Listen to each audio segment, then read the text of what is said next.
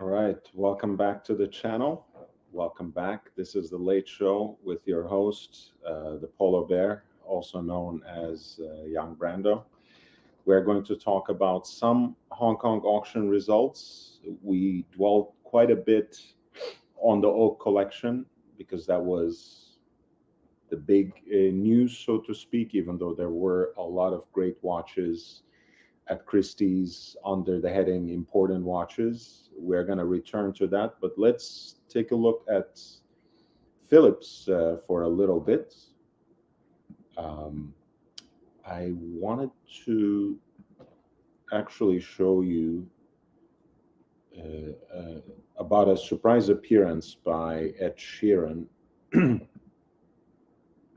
which happened over the last weekend. The Irish Olympic legend and professional boxer Katie Taylor was fighting in Dublin for an undisputed championship in a rematch against Chantal Cameron, and she won. Ed Sheeran was out there supporting her, and he was wearing the black ceramic QP, so to speak, AP Royal Oak Perpetual Calendar, the 26579 CE, as it's also known by the reference number. Quite a cool watch. It was nice to see a watch guy out there while peeping a boxing match.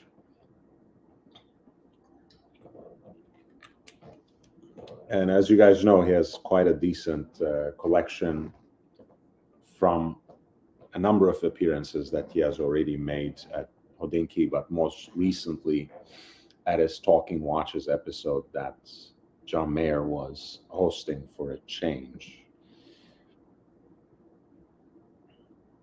Hey, Nate Dog. I'm Israel Chai.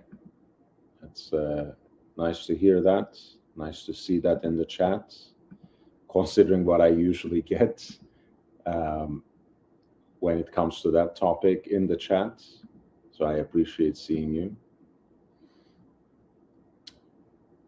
So we're looking at the Phillips Hong Kong watch auction number 17.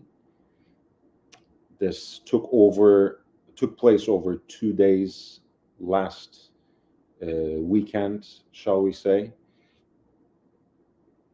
And there were a number of interesting pieces, but also some of the usual suspects as well. And I think we will look practically at just about all of them.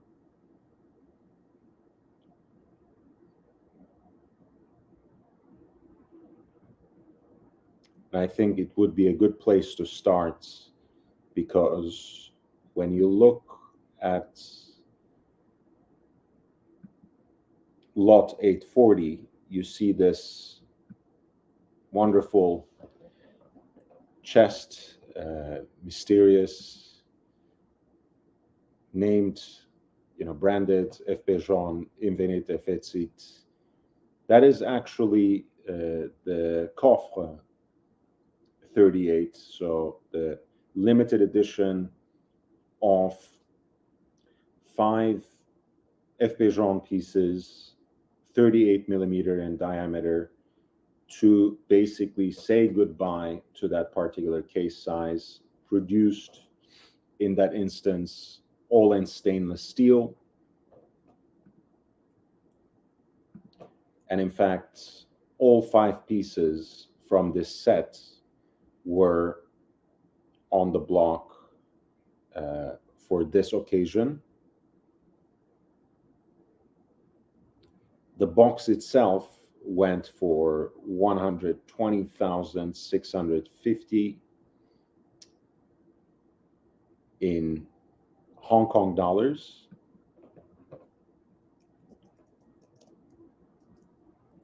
Which is not chump change, I have to say. It's almost 15,500 in US dollars. And we'll go one by one from uh, through the set and see how they performed.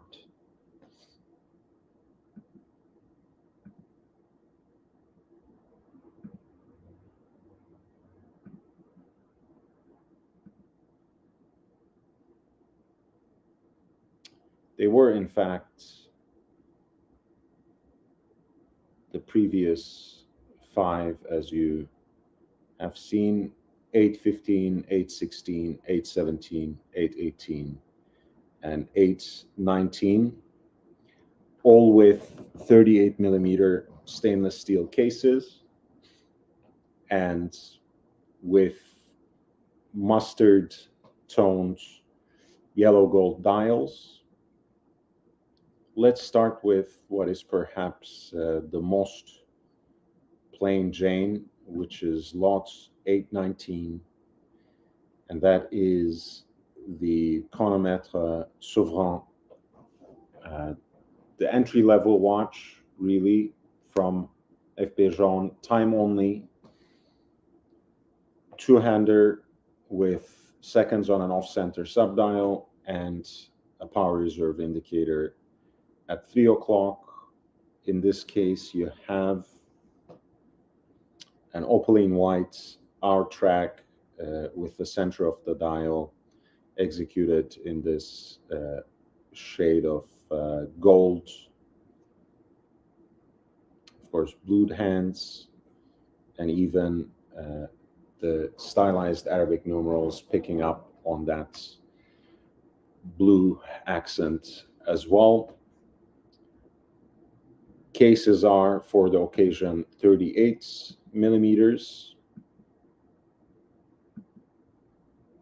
and they are actually in stainless steel.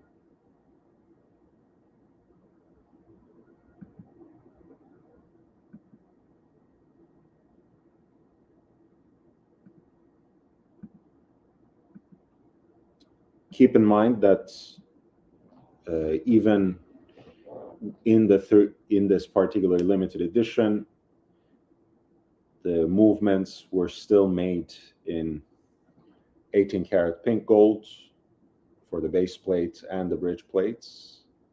And this is going to be an important detail when we get back to the tourbillon.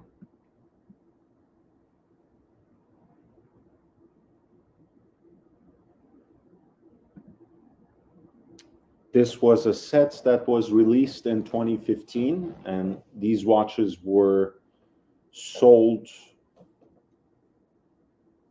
only as a set of 5. So it wasn't really possible for anyone to go in and pick one or two or a few of them. You had to commit to buying the 5-piece set. At any rate, it was already quite exclusive at the time. Exactly 38 box sets, all of which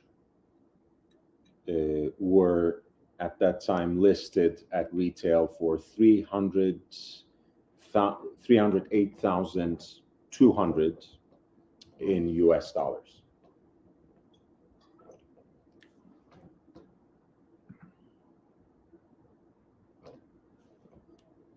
Coming from the collection of the original owner, lot 819 from Phillips Hong Kong Watch Auction number 17,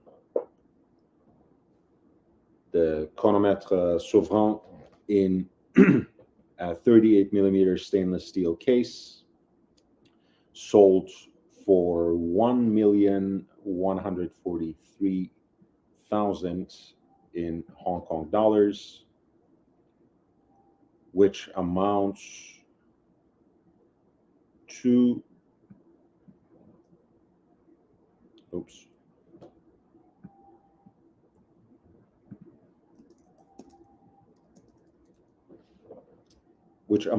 $146,600 in US dollars. Hey, St. Peter.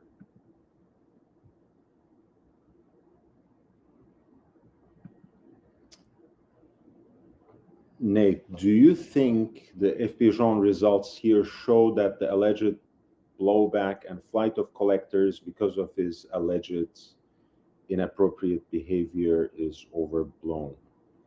I know we are basing it on rumors, Nate Dog, but can you specify what you mean with alleged inappropriate behavior? Because sometimes, look, I don't have any particular stake in F. Pigeon. I don't own any of their watches. I don't particularly aspire to either, even though I admire a lot of the models in terms of designs, in terms of horology, etc. But I sometimes find collectors to be a little fickle and have really thin skin. So when it comes to inappropriate behavior, um, it can be anything, really. I hear things all the time. None of it really phases me personally. Um, but if you could specify, I would want to respond. But I think without trafficking in any sort of conspiracy theory, don't take me wrong, um, rumors are what they are. I think there's enough signs in terms of the market, in terms of the secondary market, that has long told the story of a very sharp downturn. Some wanted to call it a correction. I've always called it a crash. Um, for the longest time, people kept saying that F. Pigeon was immune to it. Not only did F. Pigeon watches retain their value, that narrative went, they also continued to, in fact, gain. I have been saying, at least since the last few months, even F. Pigeon is affected from this sharp downturn, from this crash. So I'm not surprised by the slight dip that was seen um, in the even in the Jean market at this particular term.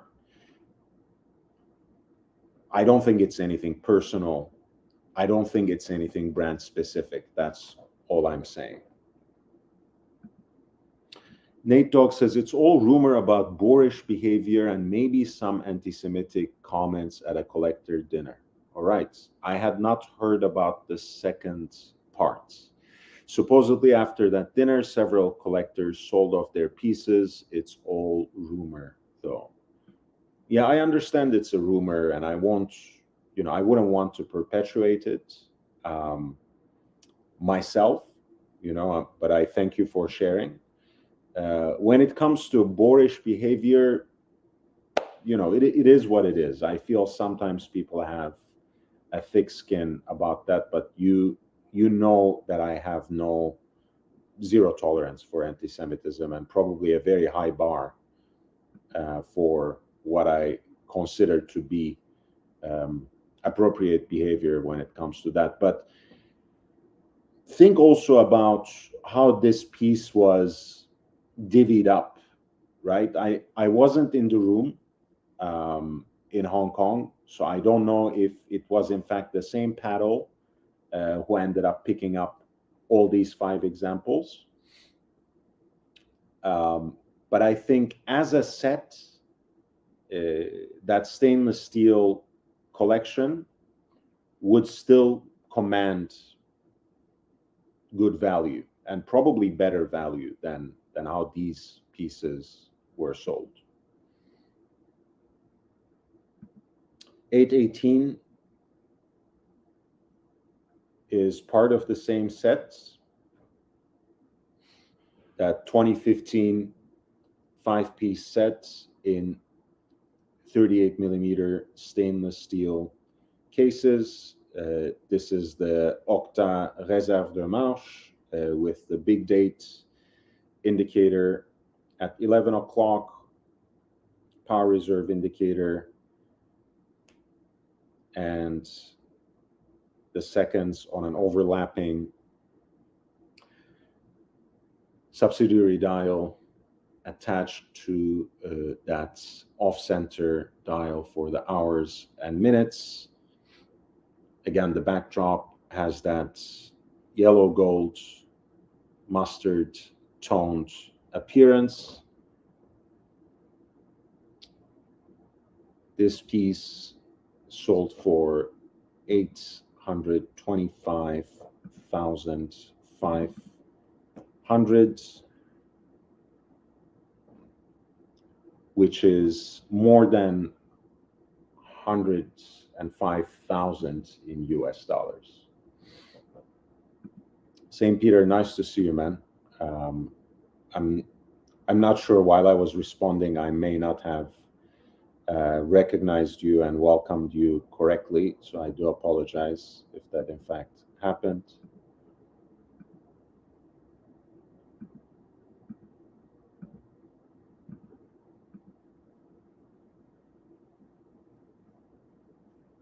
Again, quite a beautiful piece, and I kind of like how the stainless steel case frames the 18 karat pink gold movement. It seems a little more dramatic than certainly pink gold cases, but even platinum ones, I feel like. But anyway, it's probably just me.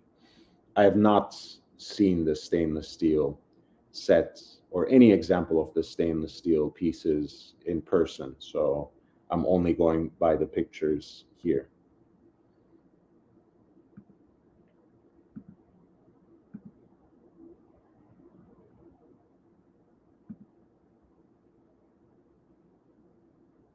Yeah, I'm a big fan of this aesthetic, though, I have to say that.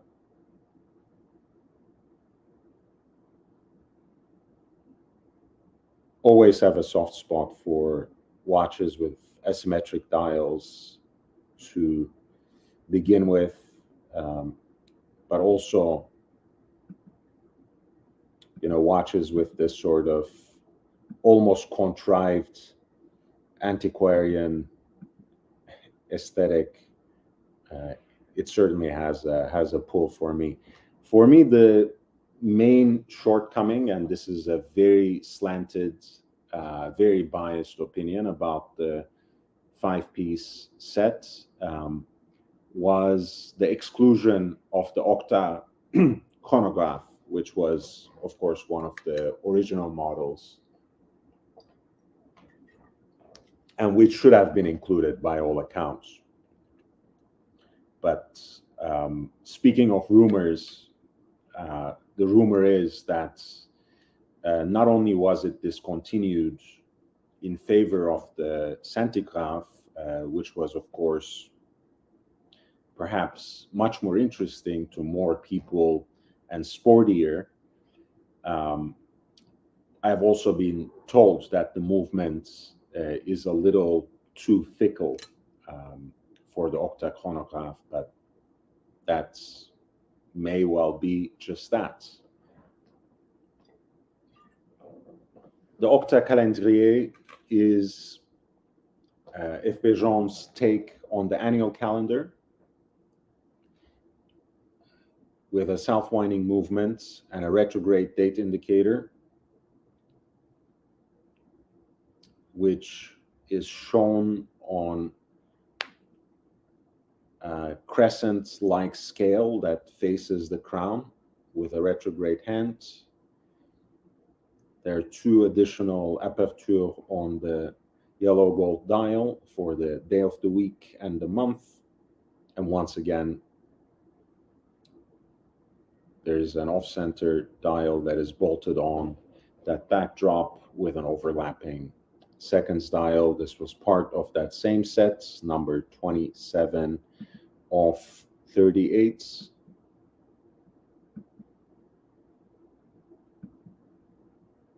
Of those 5 pieces that were released as a $300,000 set at the time in 2015, as a send-off to the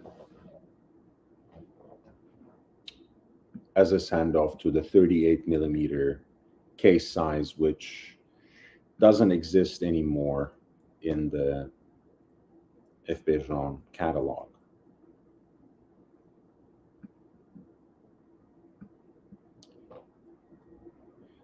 And this one actually sold for an amount in excess of 138,000 in US dollars. Hit the like button, by the way, if you are in the audience. I appreciate you. You know, for a small channel like this, anything that you write in the comments, the likes you drop on a video, and your viewership, it makes all the difference. St. Peter says, I'm going to see Stavi on Friday. Stavi, baby. We are talking about Stavros Chalkias, right? The comedian, part of the Camboys, the original trio. Have fun. I mean, that guy is funny. He's funny. I've always loved him, and his laugh was kind of the soundtrack to my life for a little while I was listening to their show nonstop. I think the two of them, Nick and Adam, still continue to have a show together, which I haven't watched as much, or I haven't listened to as much, and I haven't really followed. Yeah, Stavros is kind of missed. So we were looking at that 5-piece set. 816 is the Résonance, chronomètre Résonance in a 38 millimeter stainless steel case, only sold as part of that 5-piece set, only produced in 38 examples. Set number 27 was sold on this occasion by Phillips Hong Kong on November 24th and 25th. And the Résonance, which in so many ways is understood to be the watch by FP Jean. I usually like to contest that narrative. Maybe simply because I'm a bigger fan of the tourbillon.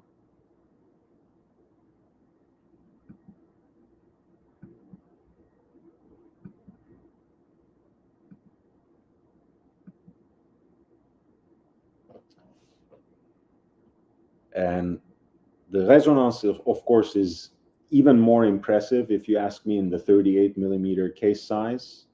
It still exists in 40 and 42 in the current iteration, with a redesigned movement and a slightly different aesthetic. In this case, I really like, frankly, I'm always impressed by the feat of miniaturization when it comes to this particular watch, because, of course, it works on the phenomenon of resonance that was invented / observed, I think, first in the 16th or 17th century, but certainly entered into the world of horology by Abraham Louis Breguet, who also implemented it in pocket watch form. But we are talking about a horological object in that case that is 66 millimeters in diameter. So huge, huge watch.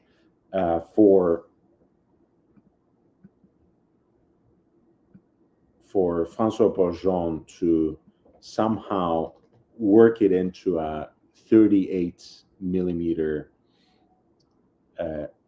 case that could be easily worn on the wrist, I think was impressive. I mean, this is still a beautiful watch. In the current lineup, I would probably prefer chronomètre résonance to the tourbillon, because the tourbillon vertical is just a ginormous watch, which is not necessarily my style.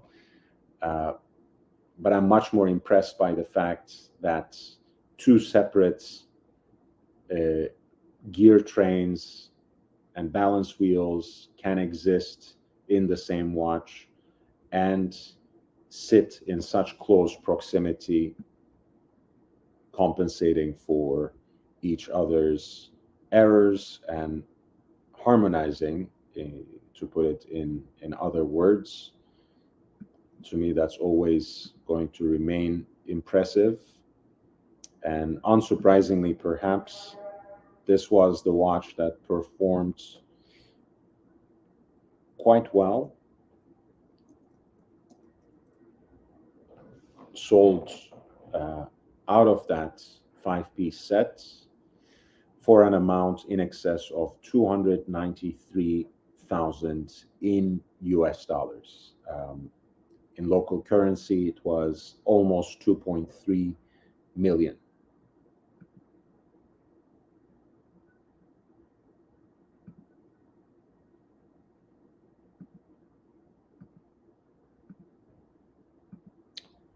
$815, the last piece of the puzzle. This is the original tourbillon Sovereign, for the last time in a 38 millimeter case, this time in stainless steel with the yellow gold dial. For all intents and purposes, an example of the so-called fourth generation of the first movement.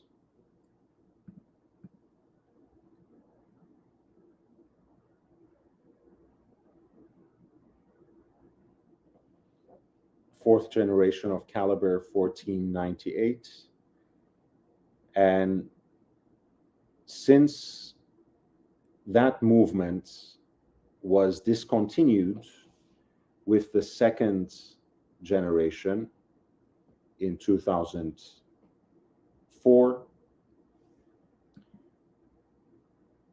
this is in fact the only example of, or the only instance, I should say, of caliber 1498 being rendered in pink gold.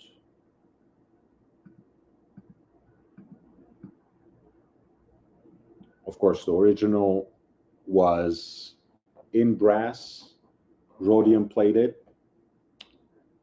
and of course, for the ruthenium series, ruthenium plated. This is caliber 1498 in what is essentially a fourth series tourbillon Sovereign. But of course, in this instance, part of that 38-piece stainless steel set.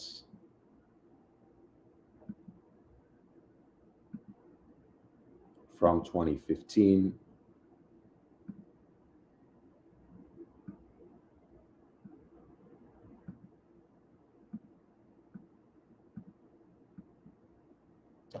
For those of you who may have missed it, and I hope you can at some point go back and watch it, I actually did an episode that went through all the different generations and references of the tourbillon Sovereign,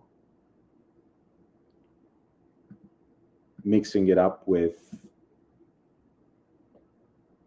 auction results.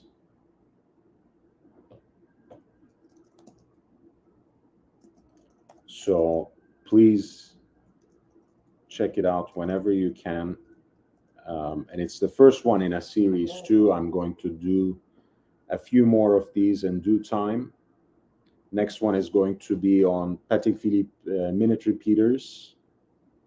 And then a third episode in the pipeline for an iconic Rolex sports watch. Yeah, this is really a beautiful set.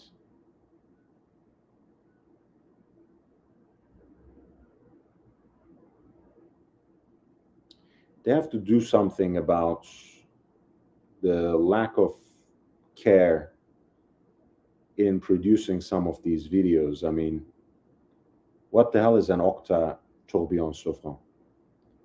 I don't think,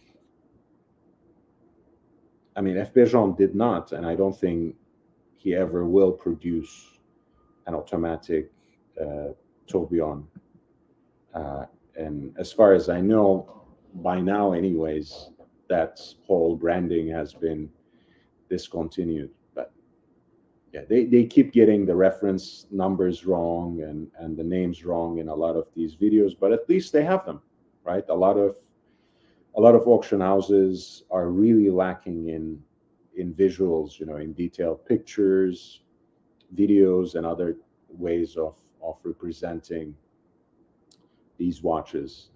815, which was the 38 millimeter stainless steel example of the Tourbillon Souffrant, essentially a fourth series example, and the only instance for which the caliber 1498 was rendered in 18 karat pink gold, here in combination with a stainless steel case.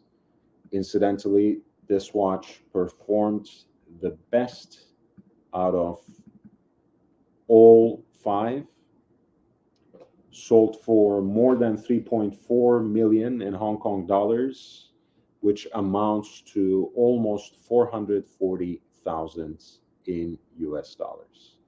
Nate Dogg, thank you. Thank you. I appreciate you.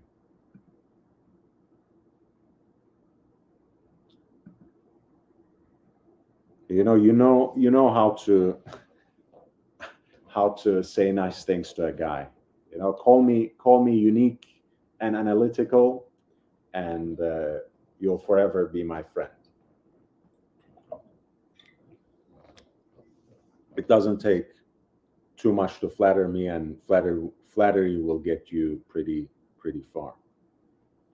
St. Peter says Adam is getting pretty big names on his show, including watch entrepreneur Dave Portnoy. Dave Portnoy. Dave Portnoy is an interesting guy. I mean, I was a big fan of him when he was doing pizza reviews. I will put it this way. And Nate Dogg says, always nice to find another Daniel Roth owner. Yes, sir. I love those watches. I love the case shape so much, and in all its different variations as well. I can see myself building an entire collection just out of that in an alternate universe. I have the same fantasy about Royal Oaks as well.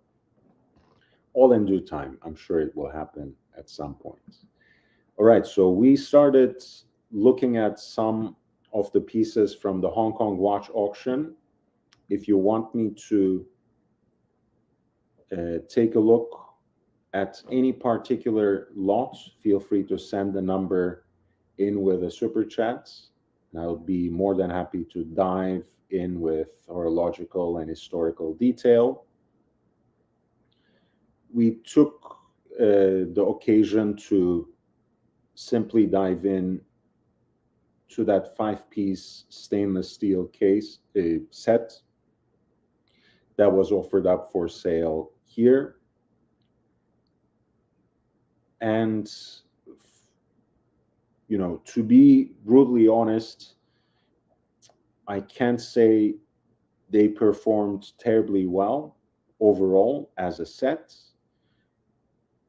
Obviously, the chronometre Resonance and the Tourbillon Souffrant, which are in a way evergreen and ever so popular, performed really well.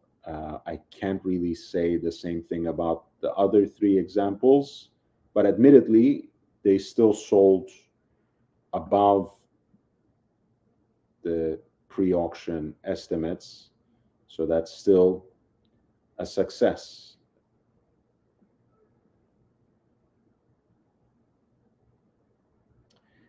At lot 813, you have one of my favorites Royal Oak offshores ever. This is the triple date or triple calendar, one of the smallest Royal Oak offshores to have been ever made. This is 38 millimeters in diameter. Don't take me wrong, though. It's still a big boy. It's still a thick boy. 12.6 millimeters in thickness, as you can see from the sides. Has the requisite offshore details with that rubber grip on the crown, as well as the exposed gasket under the octagonal bezel. A very legible layout for the calendar with a pointer date on the rejo, a small second subdial at 6, and 2 wickets for the day of the week and month at 12 o'clock under the signature of the brand.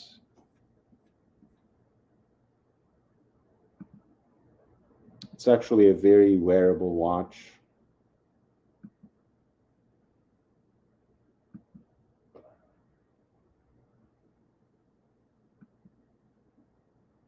Some will probably criticize it as being neither fish nor fowl because it's not as traditionally aggressive and large as an offshore perhaps should be. The complication itself is perhaps, quote unquote, a little too elevated for the genre as well. So it looks more at first glance like a Royal Oak rather than Royal Oak offshore.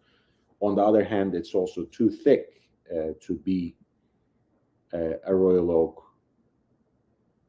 as well. So you might say it's neither here nor there. I think it's an interesting sweet spot for someone who looks for something different, something other than the original offshore beast or an offshore diver,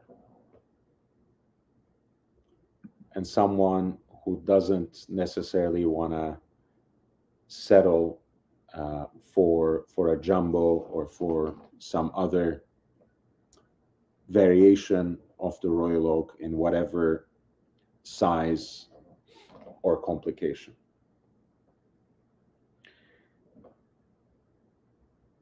At lot 813, this AP Royal Oak Offshore 25807 ST, triple calendar Royal Oak Offshore, reference 25807, sold for 165,100 in Hong Kong dollars, which amounts to an amount in the region of 21,200 in US dollars.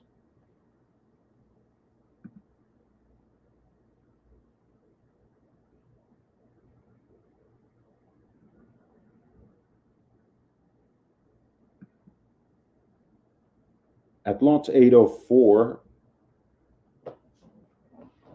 we have a Daytona, white gold Daytona with a semi-precious stone dial that seems very much to speak to the hype of the moment, which is in a way becoming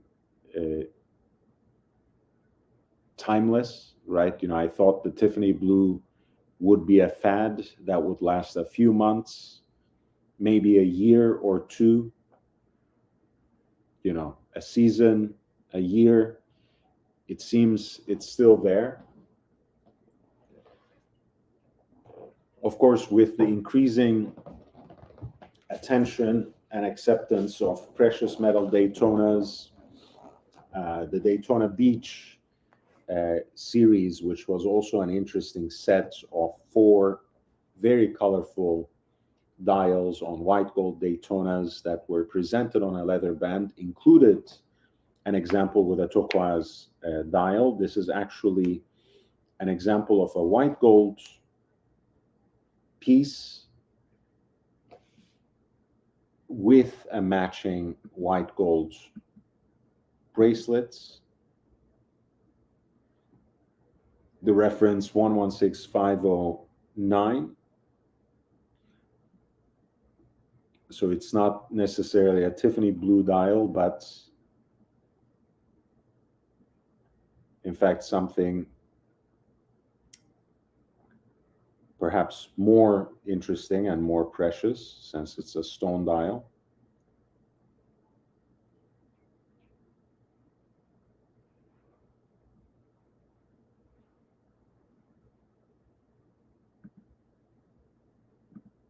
This particular example seems to be in a pretty good condition, if not necessarily pristine and unworn.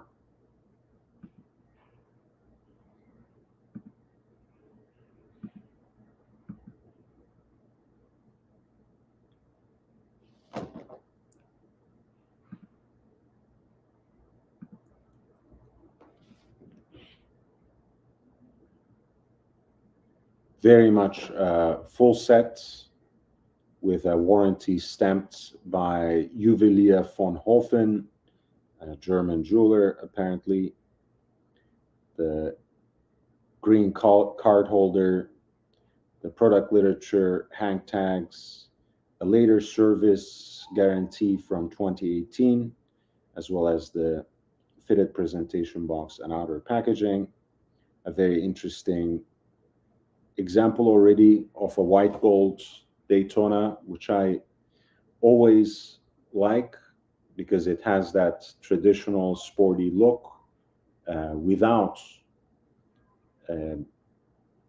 having an outright precious metal appearance, even though white gold has a certain warmth that neither stainless steel nor platinum quite possesses.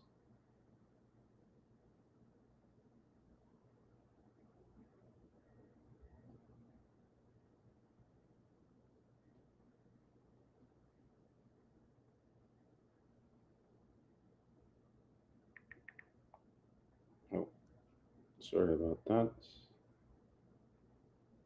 I do need to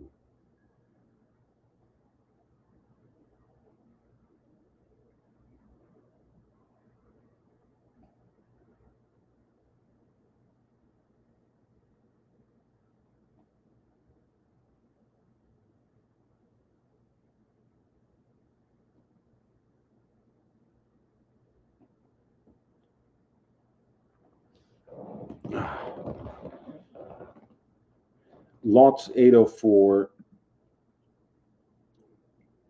with the turquoise dial sold for 889,000 in Hong Kong dollars, which is slightly more than 114,000 in US dollars. And St. Peter voices a sentiment that I wholeheartedly agree with. You really can't beat a stone dial Rolex, especially a Daytona. Yeah, I really like even some of the Tahitian mother of pearl dials on white gold Daytonas, which a lot of people really seem to despise, but I don't know, that's my jam as well. Speaking of hype watches and hype colors, the 5990 is perhaps one of the most popular Nautiluses in the market, not only because it combines two very desirable and useful complications, and I have in mind the travel time and the flyback self-winding chronograph, but also because it uses that canvas of the Nautilus, which has been increasingly one of the most popular watches, part of the holy trinity of hype, so to speak, between the Daytona, the Royal Oak, and the Nautilus. It also is a very different watch compared to the Jumbo. I mean, if you look at it from the profile, you will know exactly what I mean. It's chunkier, it's heftier, and even though it has the larger outlines of the Jarajanta design, it has a very different, and you might say, sportier and quote-unquote more masculine presence on the wrist. So the 5990 has been very popular, and I believe this anthracite gray dial is now discontinued. I believe the model in the catalog right now, in stainless steel and in pink gold, has a blue dial. So there's that added quote unquote value, so to speak, getting this particular piece.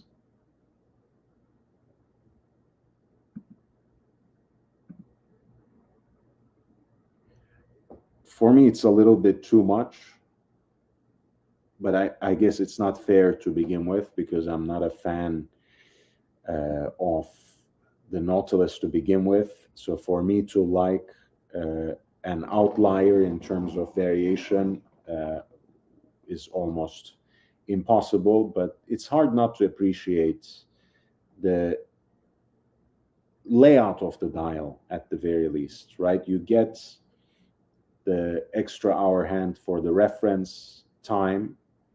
You get the two porthole-like openings on the dial that serve as day-night indicator for both the local time and your reference time, a pointer date at 6, a 60-minute totalizer in a single chronograph counter at 6 o'clock, pointer date at 12 o'clock, I should have said.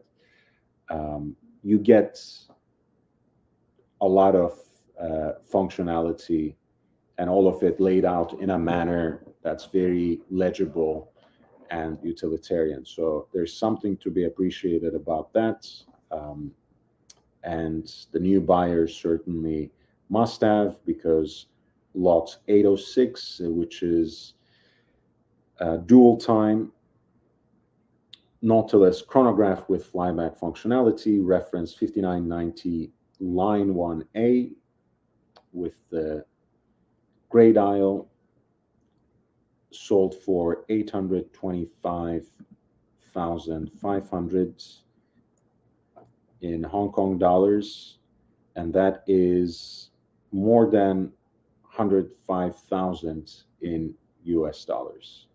And you see, I mean, even in this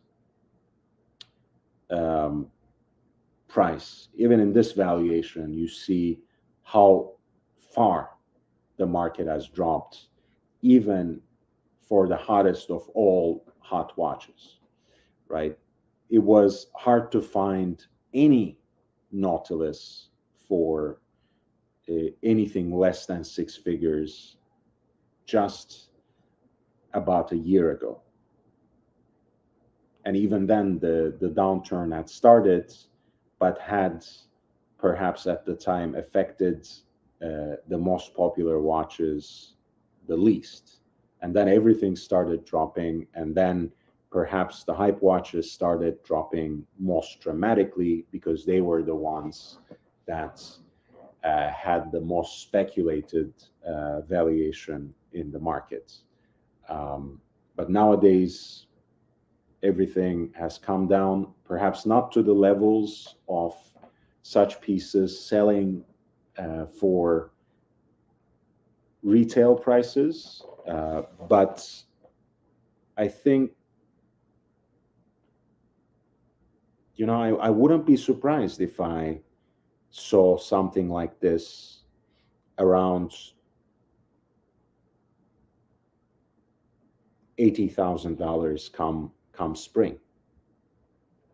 Because this is really the trend. Again, not offering up any investment advice or anything of the sort on this channel. This has been my feeling. Most people didn't take it seriously for the longest time, but I think everyone is coming around more or less.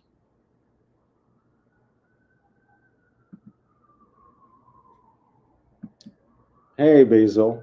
Thank you for being here, man. Love you, and it's always, always great to see you.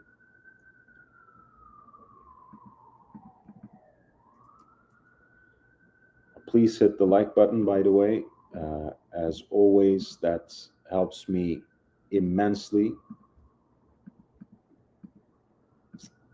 And if you have any questions, if you want me to take a closer look at any of these lots, please feel free to send them in with a super chat, and I will be more than happy to respond.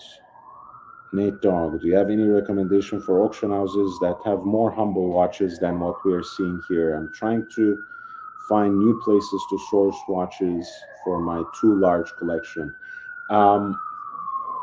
Nate Dog, stay tuned. I always uh, have those options. Off the top of my mind, I would always say MCM says collector's market. Absolutely, absolutely. It is becoming a collector's market again. Especially if you know what you're getting, if you are not necessarily always running after what's the hottest thing, you can already get some great deals, but I think it's going to get better and better. Um, Off the top of my mind, Nate Dog, and if you stay tuned, you will hear about these auction houses anyways once every so often. I always recommend Bonhams. Um, Compared to Bonhams is of course a very well-known name, but compared to Phillips, um, Christie's, and Sotheby's, it really flies under the radar. And sometimes you can get some great deals, and the quality of the watches is not necessarily less. Sometimes you can get same or similar examples for much cheaper. Um, Brun Rasmussen, which is an auction house based in Denmark, they have also perhaps quote unquote humbler selection as well.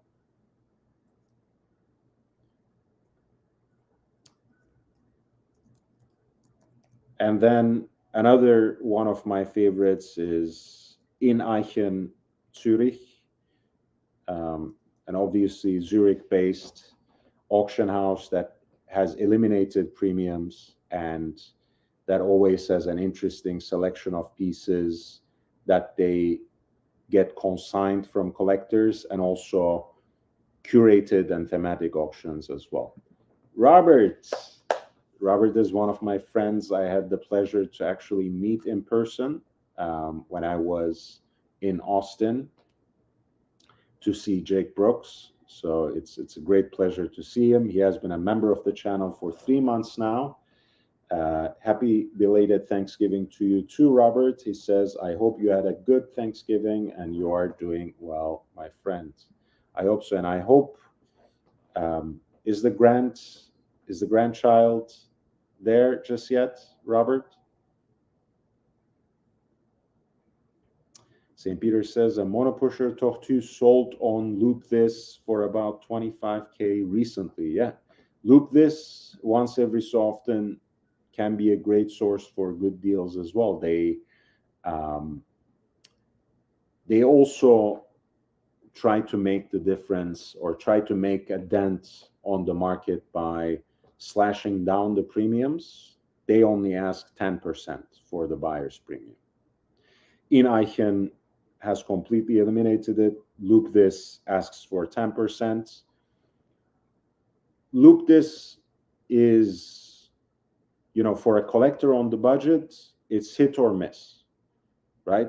Some of the watches they have are some of the most desirable, and they clearly reach out to each and every heavy hitter who is after a watch like that, and they break records.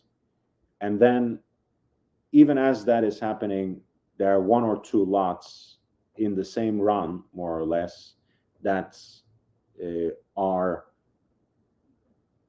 very interesting watches, not necessarily the best example you'll find on the market, mind you. For that, you know where to go. It's always Wind Vintage, right? If you want some of the iconic vintage watches in the best condition, always unpolished, that's where you go, Wind Vintage.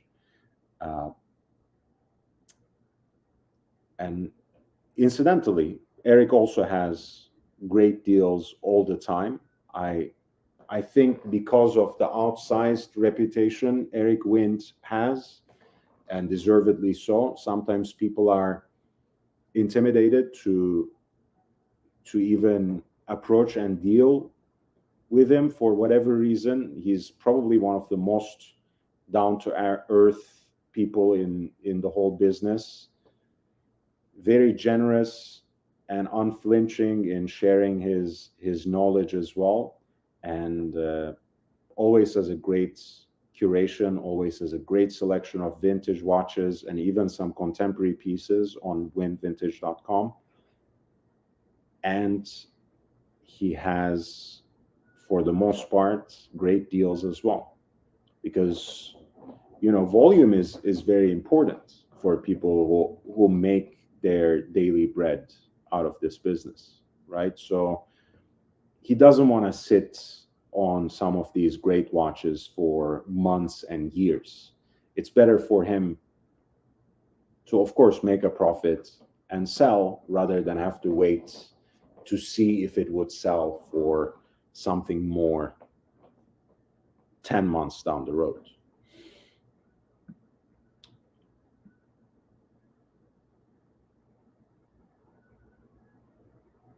One of the favorite watches of this platform, as you guys know, this is the 5960P, single sealed. So as it left the manufacturer in so many ways, 5960P was introduced in 2006, 10th anniversary of the introduction of the annual calendar, which is kind of a Patek proprietary, as you guys know. Patek was the first to introduce this simplified version of the perpetual calendar, needing only one correction per year, since it doesn't know the difference between the short month and the others, right? The March 1st correction, so to speak.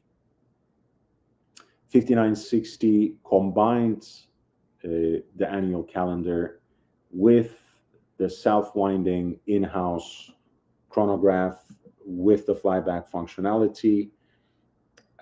In my mind, the 5960 is like the 1518 of the 21st century. Hey, JB, thank you so much. JB is a member of the channel, $49.99. Young Brando, live from Los Angeles, working late, enjoying the show. Love you, man, and thank you for your generous super chat. And MCM, thank you for becoming a member of the channel. Love you all. Robert Wood said, I've already gotten her birthday present, though, the Bamford Snoopy plush. Next month or early January. Let's go. I look forward to you reporting, talking about her. It'll be great. The 5960P is, of course, in platinum. This particular example comes single sealed, just as it left basically the factory in 2009.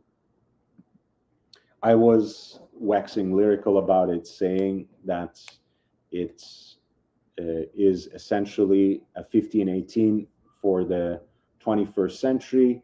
Of course, it's not as masterful of a work in terms of miniaturization. It doesn't pack a perpetual calendar and a chronograph in a case that scales right around 35 millimeters. But that is and it's not as rare, of course, as a 1518, not by a long shot.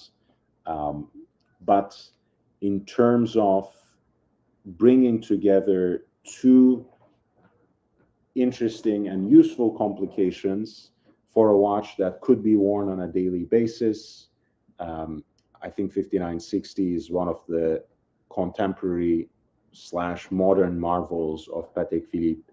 And you are getting here one of the last of a kind, 2009, right on the edge of that transition from Geneva seal to the Patek Philippe seal.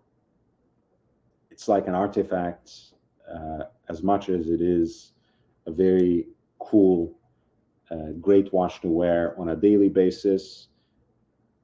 5960P that's sold in Hong Kong by Phillips as part of their Hong Kong watch auction number 17, November 24th, 25th. That was lot 809, and it went for 381,000 in Hong Kong dollars, and that amounts to something around 48,800 in American dollars. Nate Dogg, thank you so much. MCM says, I predicted this watch would go crazy before COVID. Poor investment advice. You know what, MCM?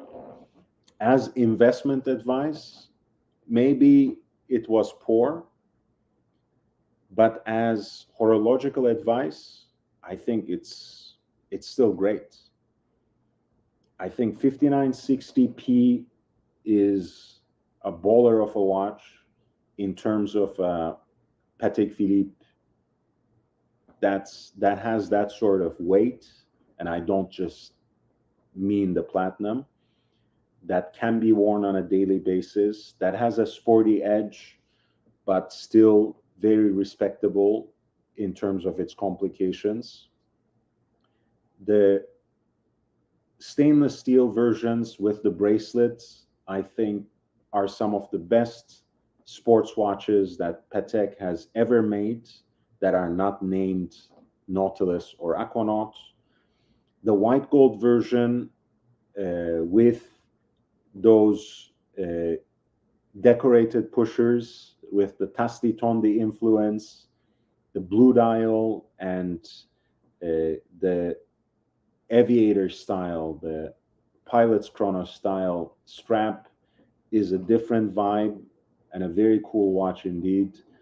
I like it basically in all its variations. You know, the pink gold one is perhaps the dressiest of the bunch and very elegant as well. I think the 5960 is a great series, and now that it has been discontinued and lost that shine,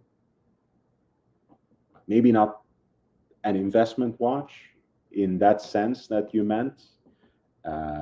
It won't skyrocket anytime soon, but it's certainly a good way to spend your money if you can find a good deal. And there are many to come by on the secondary market. And if you want to watch that can be worn on a daily basis, and that's a great looking piece to boot.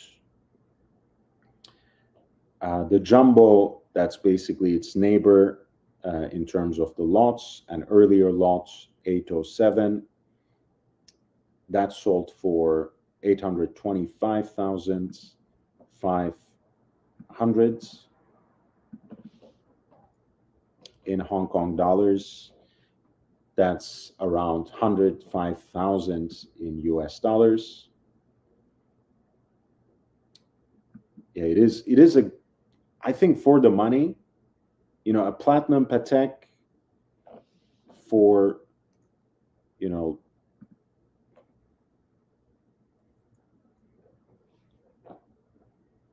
actually just want to dive into Chrono 24 to look at some listings now.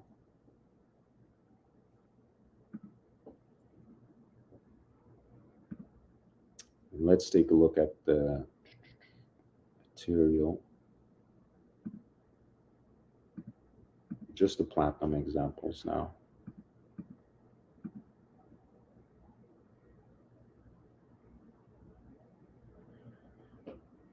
Yeah, platinum for 50K.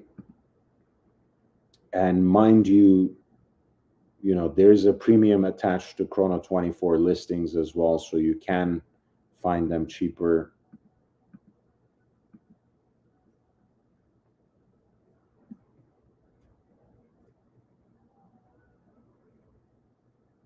Stainless steel, you can again find for a little bit less.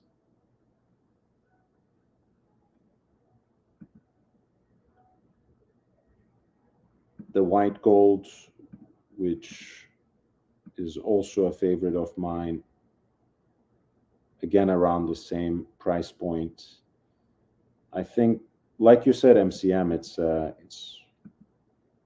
it's a lot of watch for the money if you're a fan of Patek. If you want, something like a perpetual calendar chronograph, but perhaps that's too classical for you, too conservative for you, or simply too expensive for you to own as a Patek, 5960 will scratch most of that itch.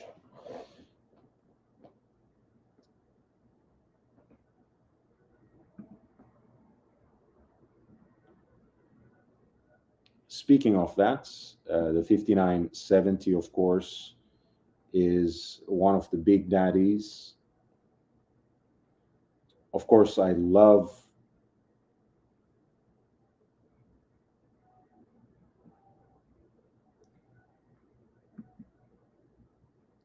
the 3970 even better. But the 5970, again, it's one of the last of a kind, the last generation of Patek Philippe perpetual calendars, perpetual calendar chronographs that are built on the Nouvelle Lemania base, the classic chronograph caliber that gave us anything from the Moonwatch to even AP Royal Oak chronograph tourbillons. In this case, of course, it is finished, decorated, assembled, and regulated to the standards that would be worthy of a hallmark of Geneva that is here etched on the balance bridge.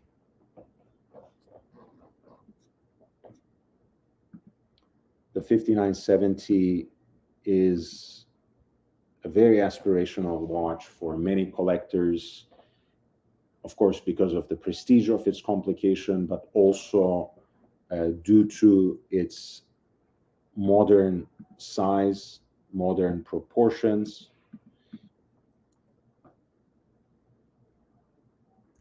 Here, 40 millimeters in 18 karat white gold.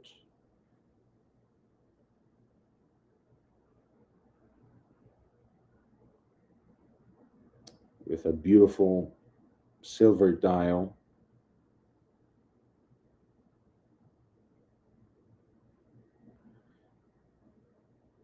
I think the spider-like lugs adds an even edgier look and a very captivating wrist presence to the watch.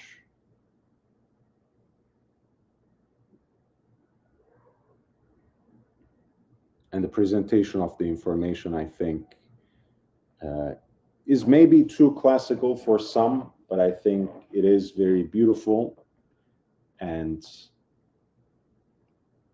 as predictable as it is, very elegant as well. Slightly recessed chronograph registers that includes at 3 o'clock both a 30-minute totalizer and a leap year indicator, and at 9 o'clock continuous running seconds and 24-hour hands, which is essentially a day-night indicator as well. There's a pointer date at 6 o'clock that envelops the aperture for the moon phase indicator, and above the signature at 12 o'clock, you have 2 wickets for the day of the week and the month as well. Of course, the tachymeter is on the perimeter of the dial. Beautiful perpetual calendar chronograph. Lot number 810 for a Patek Philippe reference 5970G, which sold for more than $1.5 million in Hong Kong dollars.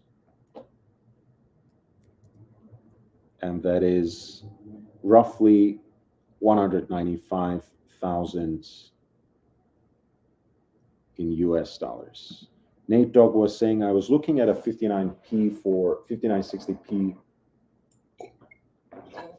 for purchase at my local jewelry exchange in Boca Raton. It's a beautiful watch, but the dead dial, because of no running seconds hand, was slight turn off. Great value though. Nate, it is a column wheel vertical clutch chronograph. So essentially, again, not to be a bad influence and try to push you to buy another watch, but essentially there's nothing that should hold you back from just letting the chronograph run every time you wear it. Just saying, why not? Nate Dogg says, best value perpetual calendar chronograph, in my opinion, is IW 376102, between 15 to 20K.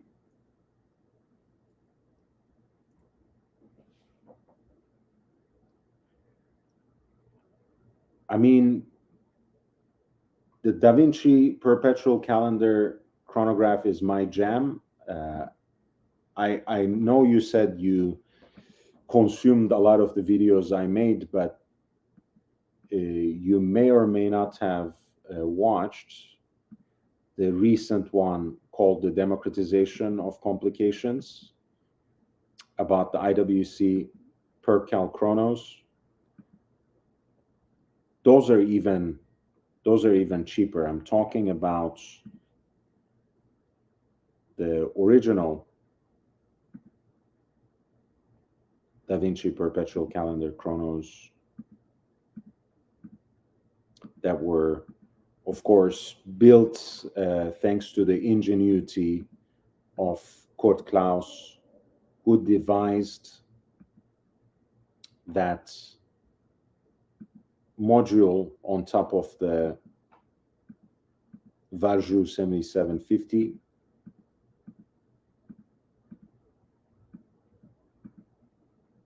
The IW 3750 is the reference number.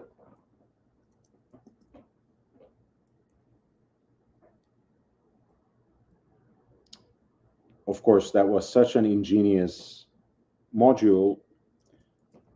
Variations of it are still used by IWC and JLC today because it allows, with a single corrector, which in a lot of IWC examples of it are integrated into the crown, the synchronized correction of all the elements of the perpetual calendar, all the data in the perpetual calendar, so you never get a made-up combination of dates. Yeah, the IW 350 at 3750 is the best deal in perpetual calendar chronograph. I think well worth it. If you want to splurge a little bit, you can go for the split seconds version of it. Why not add Richard Habring into that illustrious collaboration? That's IW 3751, introduced on the 10th anniversary of the Da Vinci Perpetual Calendar, with 10 hands to celebrate the occasion.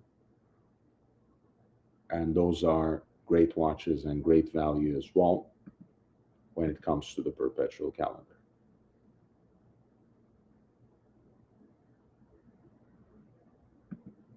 Nice. Yeah, good for you, man. Those are great watches, and you already know the kind of value that they offer. We're looking at the Phillips Hong Kong Watch Auction 17, the results from that auction. If you want me to pay particular attention to any pieces, feel free to send them in with a super chat, and I will be more than happy to dive right in. 811 is a watch that I personally really like. This is 6000 V, the tourbillon version of the Vacheron Constantin Overseas.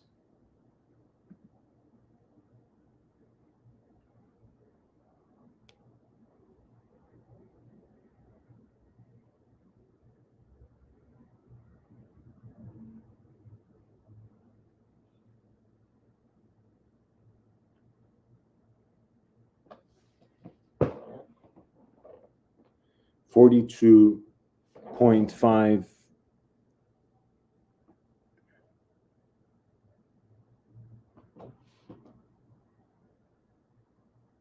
millimeters in diameter, and with the tourbillon cage at 6 o'clock. The design of the tourbillon cage takes after the Maltese cross iconography of the brand, and because one of the screws that form the part of the design is heat blued, it also serves as a seconds hand, since this is indeed a 1-minute tourbillon. Of course, there's a sector that frames the cage where the seconds are indicated as well. That's famous blue dial, still there, and the minutes are indicated. Every 5 minutes is indicated on the rejo in a powder blue shade as well, which is a nice and cool detail. I have previously said that for me personally, the watch is a little bit too much, because there's like Maltese cross upon Maltese cross upon Maltese cross for the whole affair. And here the tourbillon cage is rendered in that same way as well. But I really like this watch and what it brings to the table.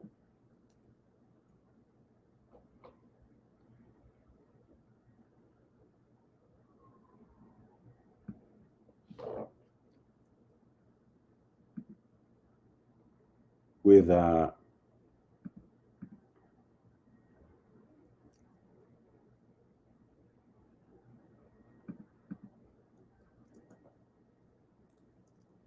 self-winding tourbillon in the overseas case.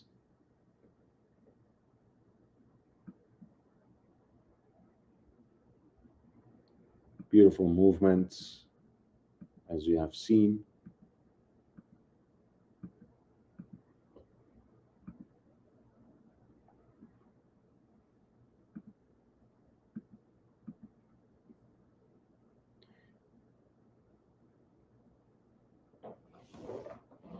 It has a very slim profile, so a watch that scales right around 42.5 millimeters in case diameter and has an integrated bracelet design, by all accounts, should wear much larger, but this one doesn't really. And of course, and this is the case with many other examples from the overseas family, it has the quick release strap system, so it can be worn with a leather band or a rubber strap as well, all in stainless steel. On the bracelets here,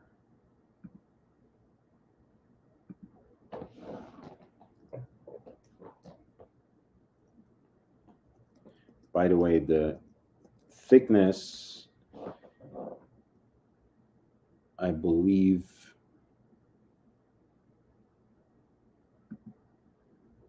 should be 10.4.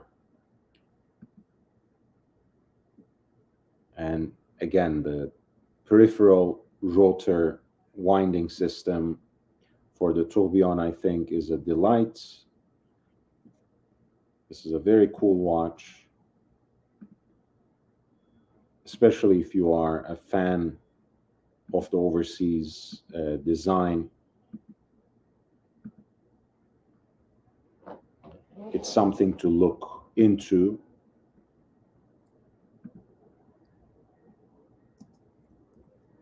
This particular example at lot 811, sold by Phillips Hong Kong for more than 84,000 in US dollars.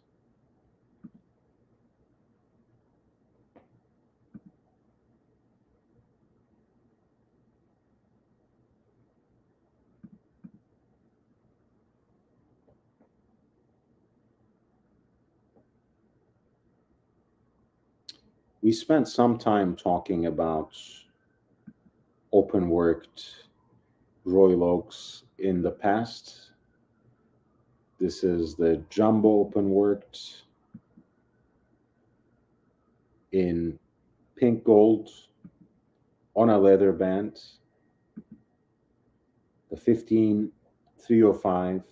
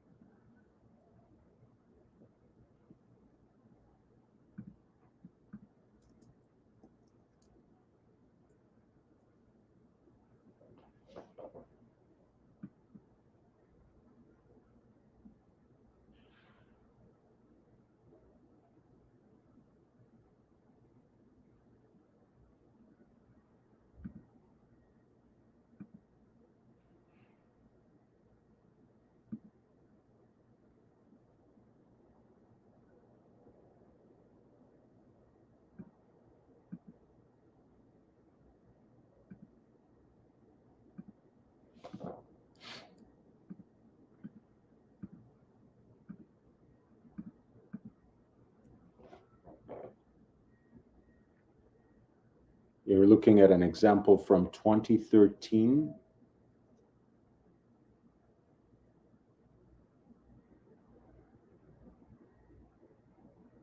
It's a 39 millimeter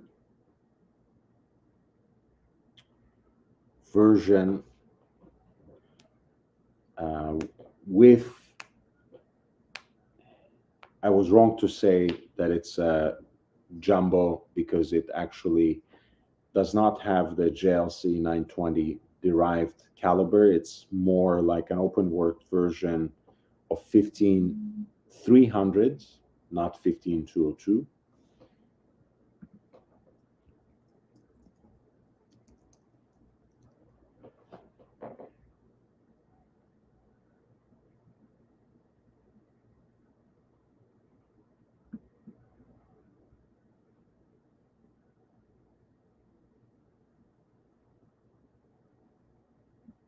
Because that would be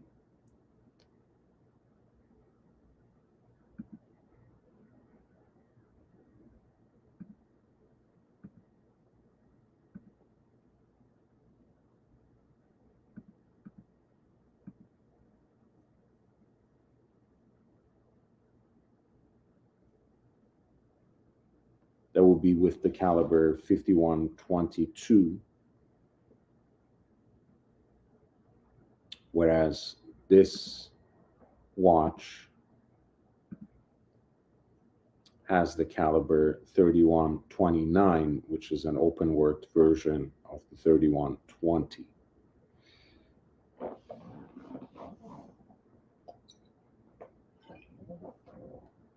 Pink gold case on a leather band with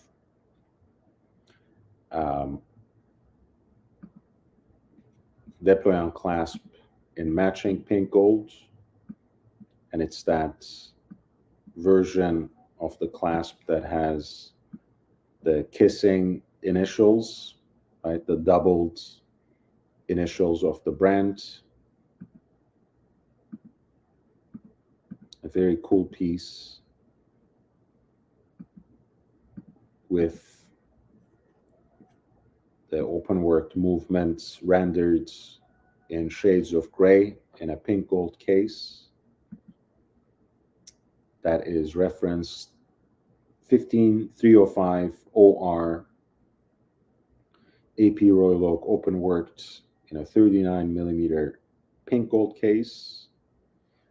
Lots 814 that sold for 533,400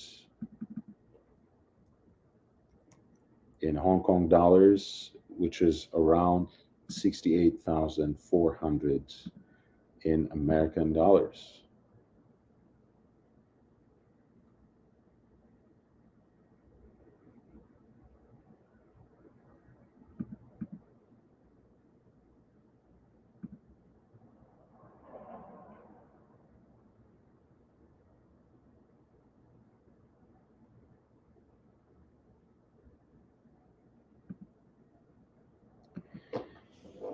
Last night we spoke quite a bit about the CP collection, Collection Privée Cartier Paris, that decade-long production that represented the crossroads of iconic designs from Cartier's archive and high horological movements, some of which were in fact devised by emergent independent watchmakers. We talked quite a bit about the monopusher chronographs and the caliber 045 MC that was designed by François Paulhan and Denis Flageolet. You're looking at another watch from that collection at lot 821. This is one of the most seductive expressions, implementations, expressions of the Cartier Teinte Cintrée in a dual time version with two separate dials for two separate movements which can be set with two separate crowns, with a Cartier Paris signature in the middle of the watch face. The upper dial is with Roman numerals, whereas the lower dial has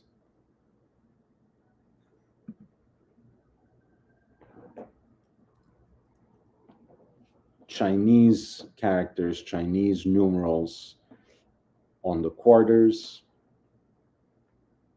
This piece is advertised here in new old stock condition.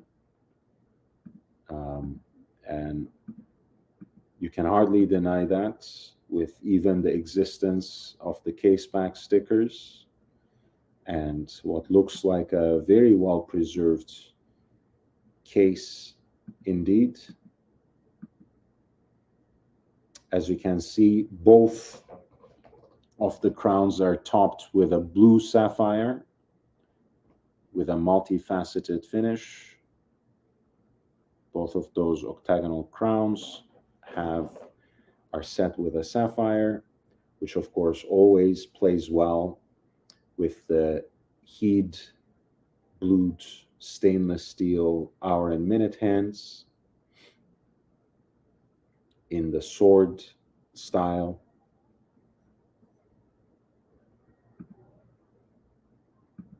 This is reference 2768 from the CPCP collection, number 66 out of 100.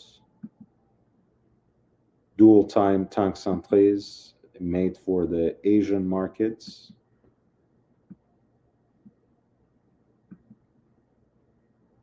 This was lot 821 from the Phillips Hong Kong watch auction number 17. And it sold for 444,500, which amounts to something slightly larger than 57,000 in US dollars. Oh, sorry about that. Amateur hour there.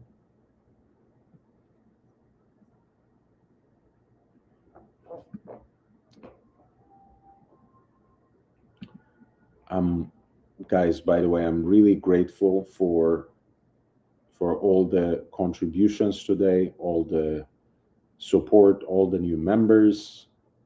It feels really good.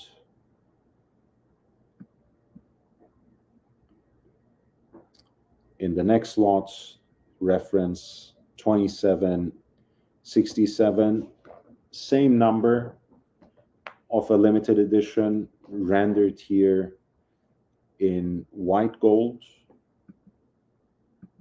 Again, an example of the Cartier tank centré in the dual time configuration, once again as a full set with all of its accessories, once again in a pristine condition.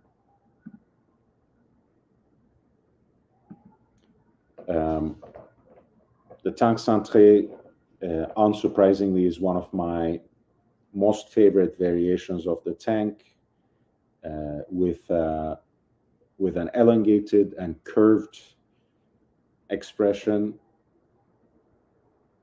It wears beautifully on the wrist, and it's a very sensual design as well. If you ask me, I think it's beautiful. The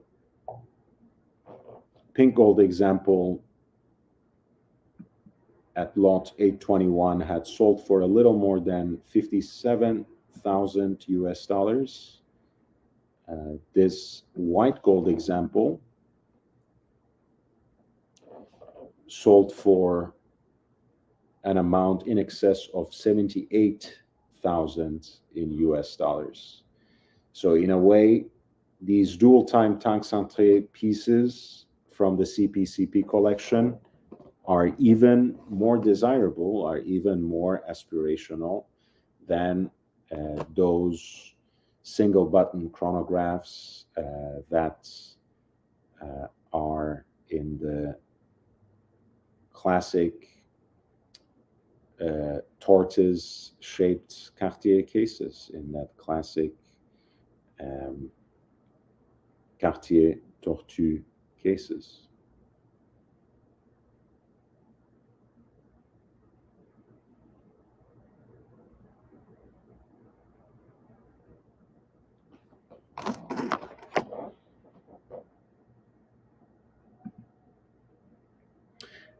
And by the way, of course, these are 1 of 100, but overall, all of the CPCP collection are extremely limited in number. Lot 823, speaking of Tortue, is an F.P. Journe watch that is, in fact, presented in a case shape that is highly reminiscent of the Cartier Tortue. And it's no secret that the inception of this watch itself was a commission by the Parisian house for a jump hour watch, a jump hour movement that François-Paul Journe was to design for them. They scrapped the project in the 11th hour, which left F.P. Journe with a drive, but also a certain bitterness, as it were, but exactly the motivation he needed, perhaps, to push him over the edge and finally go his own way with an independent brand. His friend Osvaldo Patrizzi approached him in 2003, maybe, for the upcoming 30th anniversary of Antiquorum, and demanded from him a few watches, some special models that he could auction for charity for that occasion. Of course, it was too late to design something from scratch, but he actually happened to have in his workshop a few prototypes of the first Vagabondage lying around in a drawer, and they were made in 3 different metals for the 3 decades of Antiquorum's existence. The rest is history. Collectors wanted a piece of it, and François-Paul Journe kept working on different versions and improved expressions of the jump hour concept. This is Vagabondage 2. The time is expressed, well, the hour and minutes are expressed digitally on this island, which is surrounded by a smoked sapphire dial that gives partial exhibition to the wheels that make up the hour and minutes. And there's a subdial for seconds on the same island as well, with a power reserve indicator at the traditional 12 o'clock position. The Vagabondage 3 takes things further, as you know, since it has a digital expression of the seconds as well. Incredibly power-hungry complication overall. Even in this instance, I'm not even talking about Vagabondage 3. This is Vagabondage 2, number 3 of 63 pieces that sold as lot 823 as part of Phillips Hong Kong watch auction number 17 for 1,651,000 in Hong Kong dollars, and that is more than 211,000 in American dollars.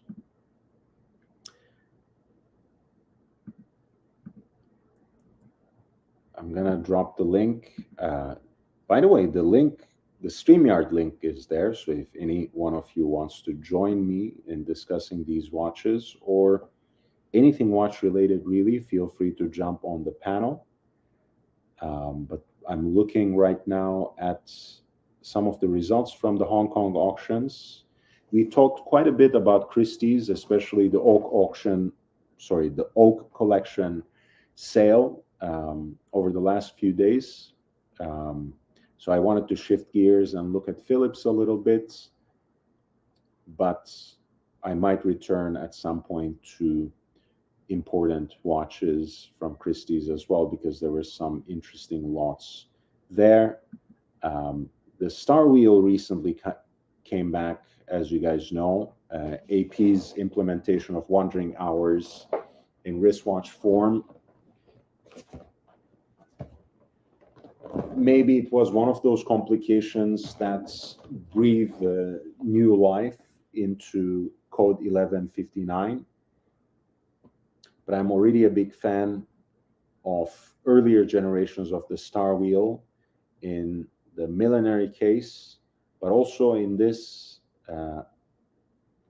traditional round case with stepped bezel and stubby lugs. Very beautiful traditional design, penned by Jacqueline Dimier, who was a prodigy of Gérard Jantin. This is reference 25720 BA, 36 millimeters in yellow gold, with hand engraved crescent shaped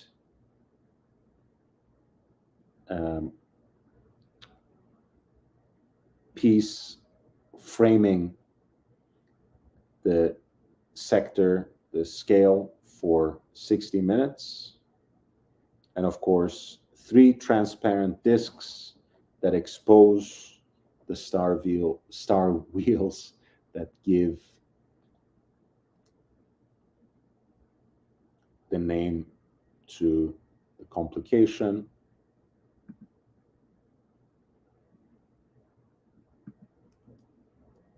This is a beautiful piece from early 90s. And seemingly well preserved, even though it's not pristine by any means.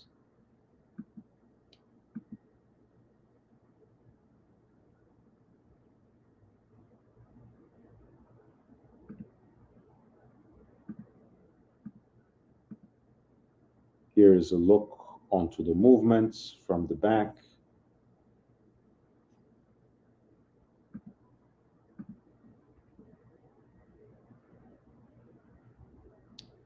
The product literature, the leather folder that also serves as a case for the watch, as well as the archival extracts, yellow gold with the engraved dial, the round cased version of the AP Star Wheel, reference 25720 BA, lot 825, which sold for 228,600 in Hong Kong dollars, which amounts to something around 29,000 in US dollars.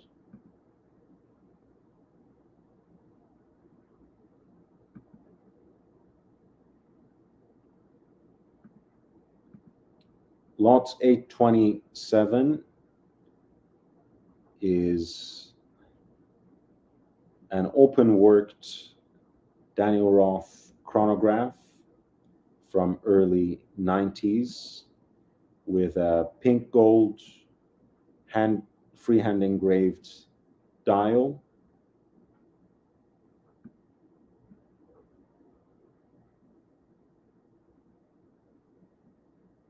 Beautiful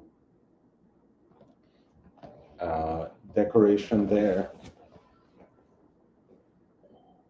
over the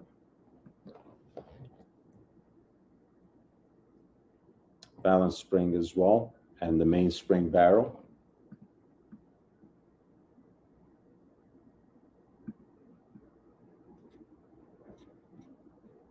Really stunning chronograph in a classic double ellipse case with its sculpted lugs.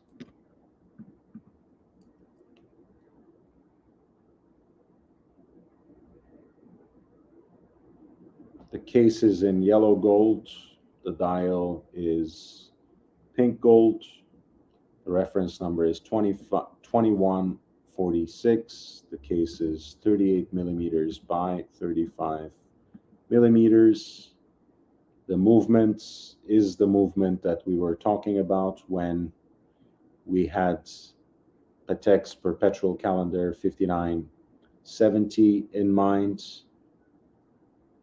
This is a hand-wound chronograph by Daniel Roth that is built on the base of the Lemania CH27 as well. Of course, this is open-worked. Beautiful swan neck regulator there. Really stunning piece.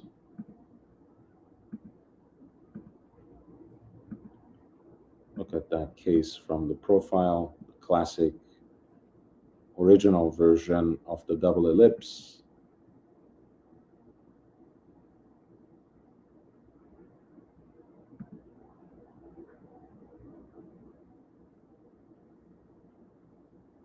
This is lot 827 for a hand-wound chronograph by Daniel Roth, reference 2147, in a yellow gold double ellipse case with an open-worked and freehand engraved dial. Chronograph built on the base of Lemania CH27.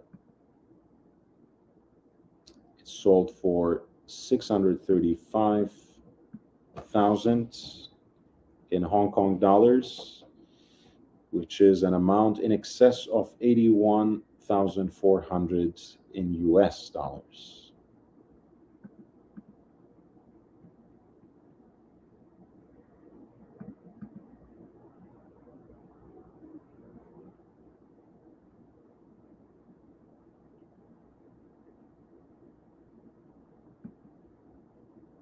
$828 is a watch that I own in a much more simplified and commercialized form.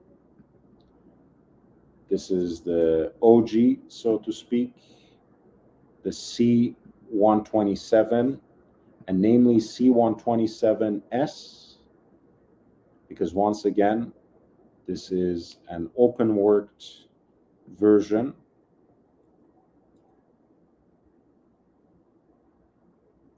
You have the oversized subdial for the seconds,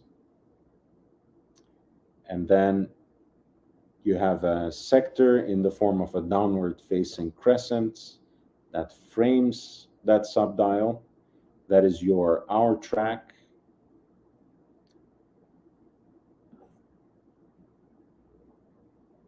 Arabic numerals, which I believe, as much as I can see from this picture, they look engraved and filled in with enamel.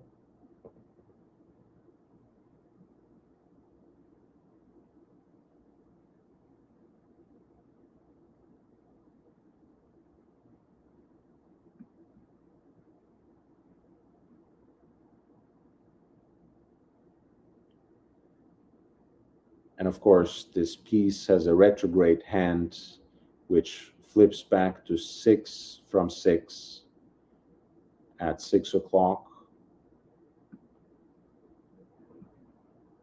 I'm sure it would be a delight to see the retrograde movement at work thanks to this skeletonized expression. The hands are heat blued in the style of arrows to provide increased legibility on this open work dial, and elements of the movement are also freehand engraved. The watch is in 18 karat gold, and the hand wound caliber 27 LN is a reworking of a Lemania base 2, incidentally.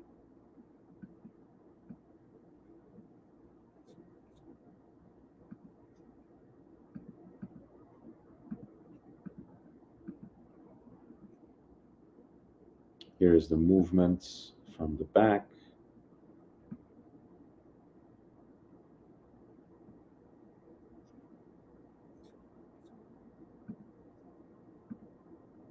Really, what a stunning piece. This is lot 828 for a Daniel Roth C127S, which sold for 635,000 in Hong Kong dollars, just like its chronograph counterpart, which is an amount in excess of 81,400 in US dollars.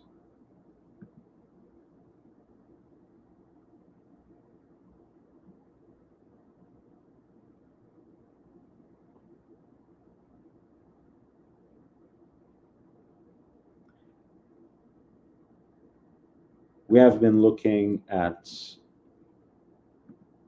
the Phillips Hong Kong Watch Auction 17 results. Lot 833 is one of those tropicalized black dial examples of the 5-digit Daytona.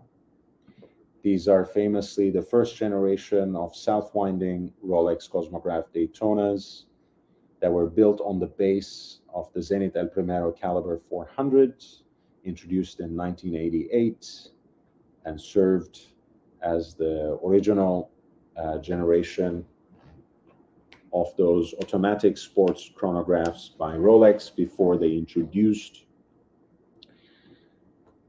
a version with their in-house movements at the turn of the millennium. These pieces are called the Darth Vader because of the way that the chronograph registers have turned completely black, which gives the piece an almost monochromatic appearance on the dial, even though, of course, the chronograph registers are still framed by those rhodium-plated circles.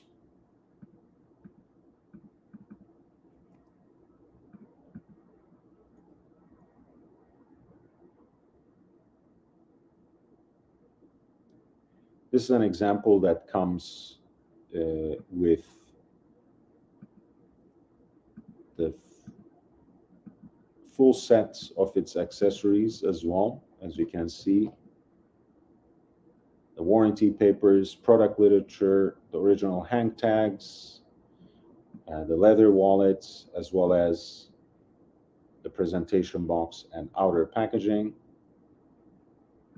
The watch overall is in a well-preserved condition, even though, as it usually happens with watches of this age, some of the writings, some of the numbers that are filled in on the tachymeter, which is made in matching stainless steel, have been smudged out.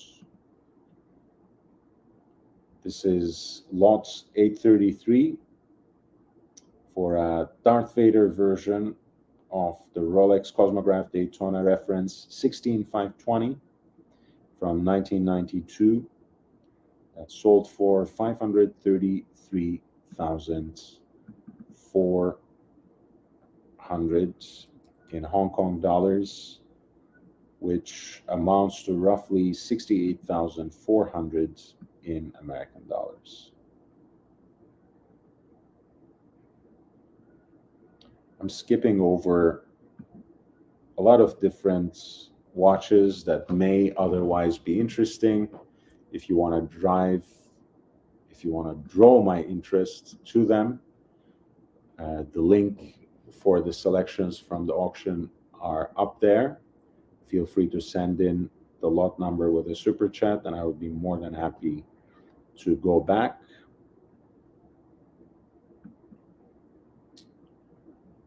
Lot 840 is, again, one of those neo-vintage Patek Philippe creations that I personally have a soft spot for. This is the reference 5500. It is a limited edition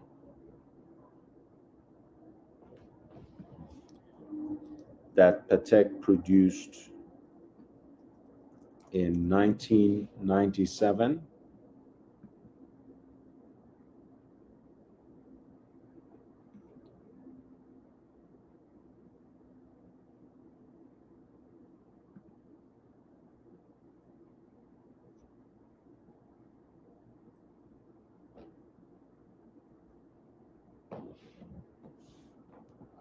This was for the opening of Patek's new facilities, new workshops in Plaine-les-Ouates in 1997.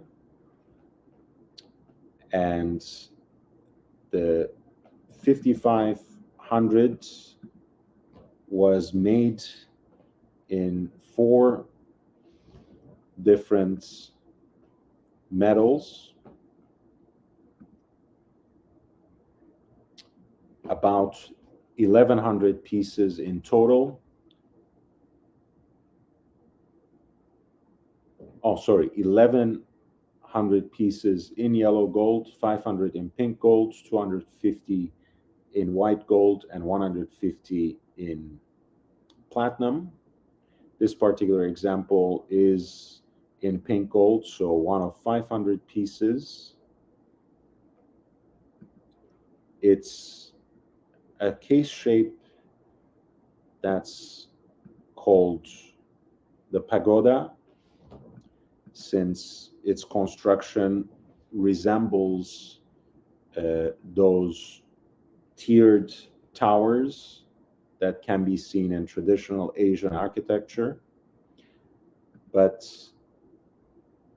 the vintage original is sometimes called the Eiffel Tower as well, because the case shape, as you can see, kind of looks like the base of the Eiffel Tower as well. A very unique design and a limited edition, which can be desirable for collectors of neo-vintage Patek Philippe.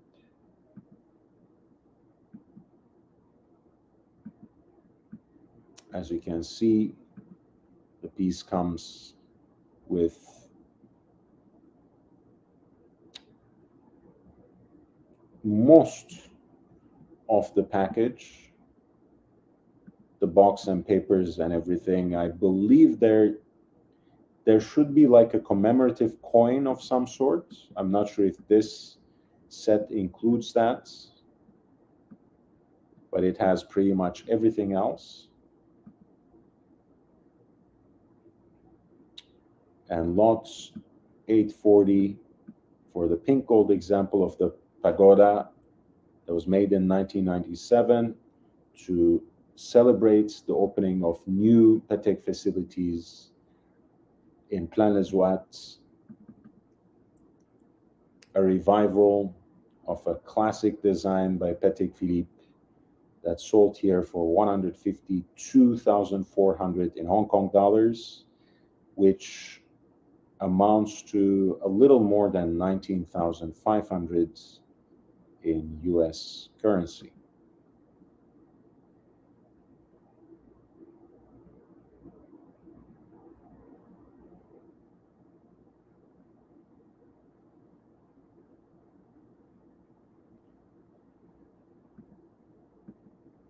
Lot 843 is a stunning combination, a perpetual calendar and a chiming watch, one that was apparently also sold by Tiffany and Company, which is something that is unfortunately not stamped on the dial, but something that you can see on the certificate of origin, which is stamped by Tiffany and Company.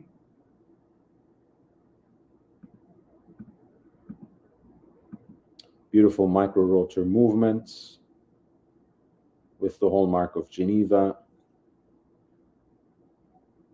The cover of the governor is adorned with the Calatrava cross as well. The black polished stainless steel hammers, all wonderful details that you can see on the back. A pink gold case in classic barrel shaped with a stepped bezel, quite discreet. Beautiful contrast with the black dial that is adorned with Breguet numerals and a matching set of Breguet styled hands as well, incidentally. The small second subdial surrounds the aperture for the moon phase indicator. There are two additional wickets at 9 o'clock for the day of the week, at 3 o'clock for the month.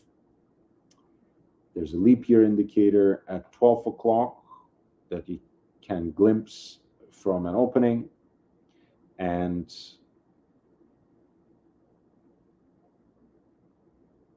a fan-like scale, or a scale in the form of a downward facing crescent for the dates, which is indicated with a retrograde hand for this perpetual calendar minute repeater by Patek Philippe in a classic tonneau shaped case. Pink gold, 46 by 37 millimeters. The reference number is 5013R-013. And this is a piece that sold for more than 2.5 million in Hong Kong dollars.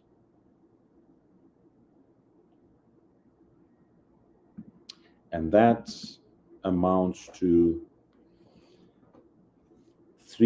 more than 325,000 in US dollars. There was a Patek Philippe perpetual calendar with retrograde dates and minute repeater function that was once retailed by Tiffany and Company and is built on a micro rotor movement with the hallmark of Geneva.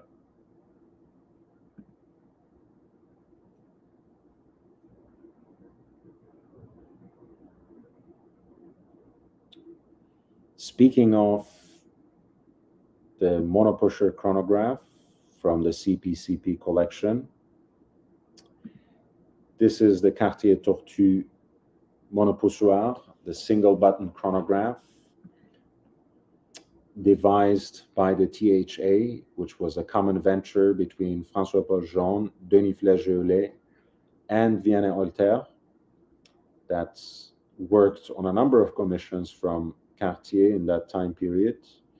I believe it was only François-Paul Jean and Denis Flageolet who collaborated on this chronograph movement.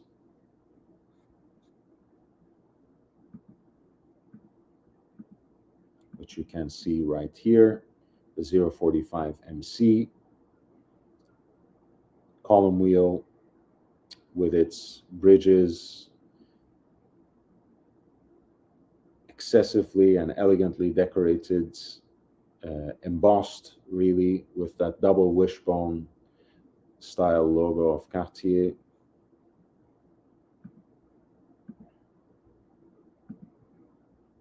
Yellow gold case, octagonal bezel that is topped off with a multifaceted cut sapphire in blue. The silvered dial, engine turned by hand,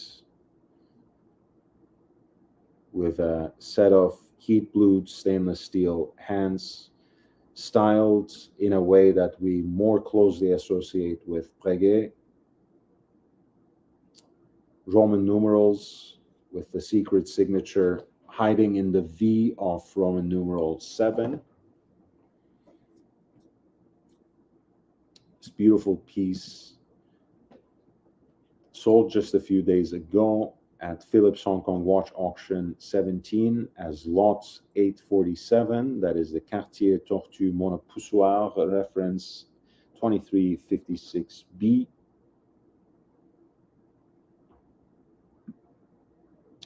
Which sold for $279,400 in Hong Kong dollars, which is 35,800, roughly speaking, for US dollars.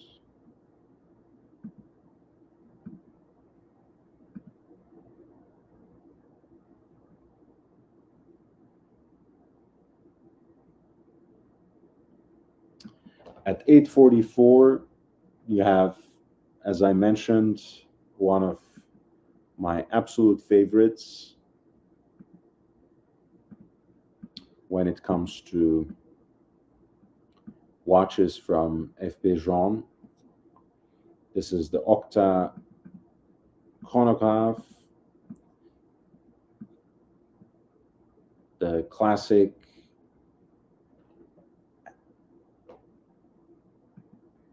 south-winding chronograph from F.B. Jean that's styled like a pocket watch chronograph, but is very much a self-winding wrist chronograph in the neo-vintage mold with a flyback functionality when you think about it. Here with a ruthenium-coated dial. Again, you have the off-center dial with overlapping seconds for hour and minutes.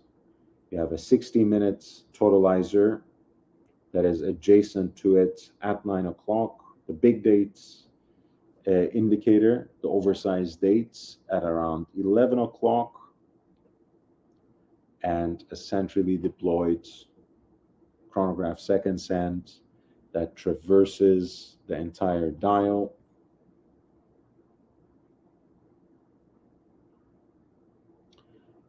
The pushers have a knurled rope-like finish. They really look like a smaller version of the crown more than anything. And of course, one is for start-stop and the other one is for the flyback function. You have a 40 millimeter platinum case here that is complemented with an off-center oscillating weight rendered in 22 karat white gold and a brass movement that is ruthenium plated in this instance. This is the Octa chronograph from the ruthenium collection, number 16 of 99 pieces. That's sold as lot 844 by Phillips in Hong Kong for 1.3 million Hong Kong dollars almost, and that's roughly 162,800 in US dollars.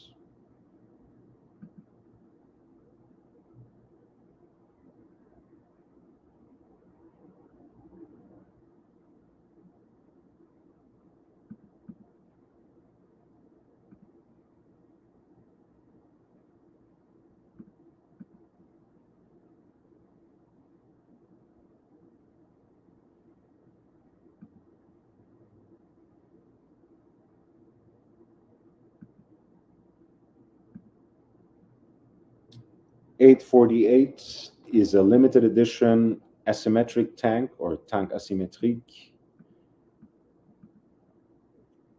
with its slanted dial and three-pronged lugs.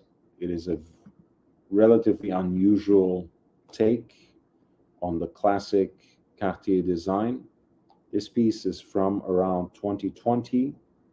It's presented in a pink gold case that is roughly 47 by 26 millimeters in 18 karat pink gold.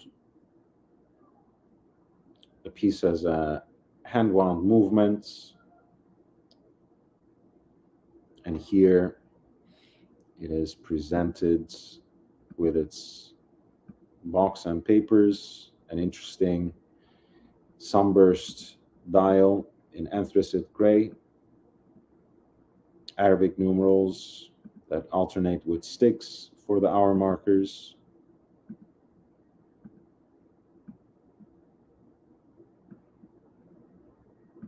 This is also a very cool design that I like more than the usual tank. And at lot 848, it sold for 304,800 in Hong Kong dollars. And that is a little more than 39,000 in US dollars.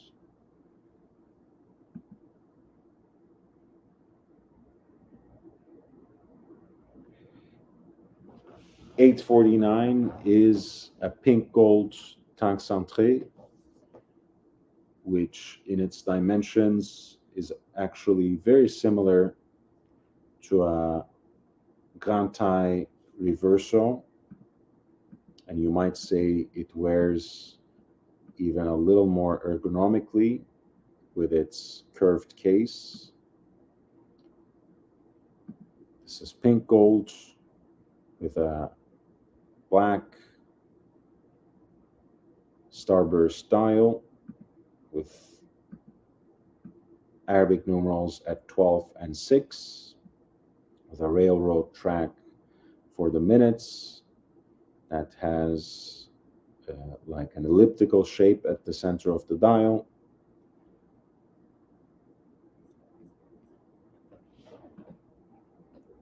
You have a beaded crown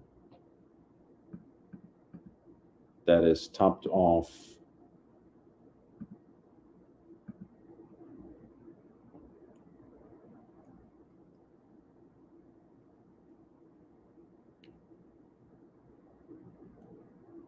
with a sapphire.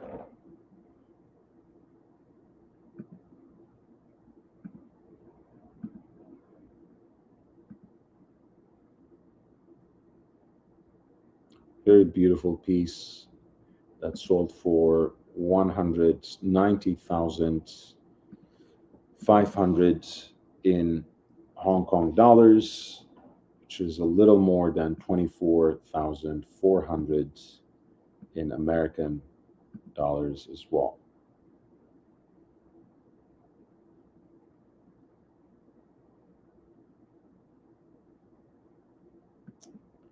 Lot 851 is the classic datograph from early 2000s.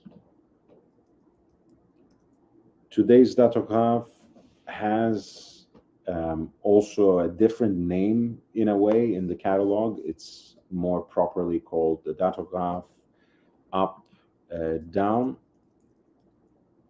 and its dimensions are larger since it is 41 millimeters in diameter and right above 13 millimeters in thickness, whereas the original was 39 millimeters in diameter and around 12.8 millimeters in thickness.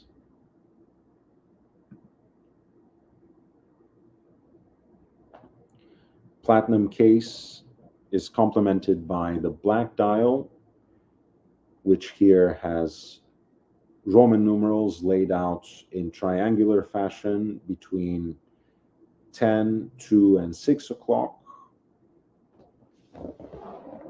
Silvered chronograph registers with that radial snailing,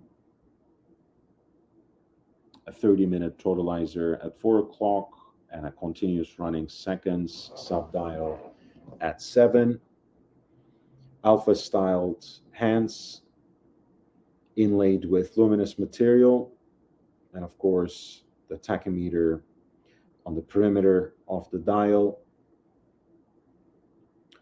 The datograph, compared to 1815, has a more, sportier, maybe a more muscular appearance. 1815 is more streamlined, more simplified version in a way. It is also a little more conservative, perhaps, quirkier in a way because of its pulsometer. I always lean more towards the datograph, and in this original platinum version, I think it is really the best, most wearable as well, since it's significantly more compact than the up and down. And of course, you can take a look at that original movement, L951-1, that caused quite a ruckus when it was introduced in 1999 and arguably changed the game for not only a high horology chronograph, but perhaps in terms of movement finishing in high horological brands more broadly. And as you can see, elements of the movements that have been executed in German silver have taken on a relatively uneven but very charming patina that is like this champagne-like yellowish hue. I really, really like it.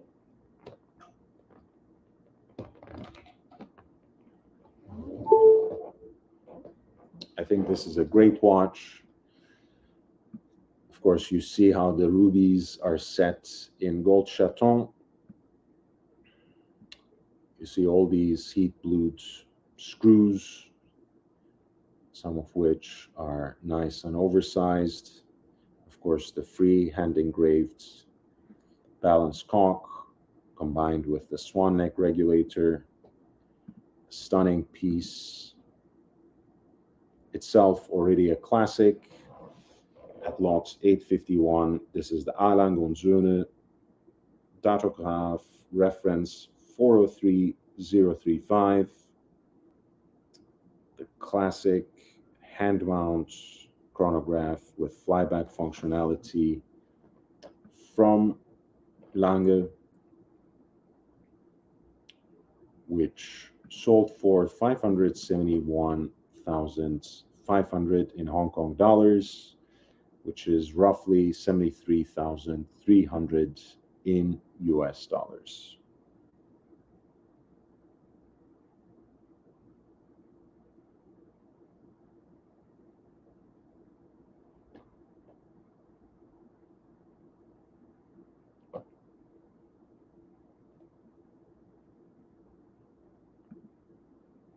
Lot 854 is a very important watch for Patek Philippe.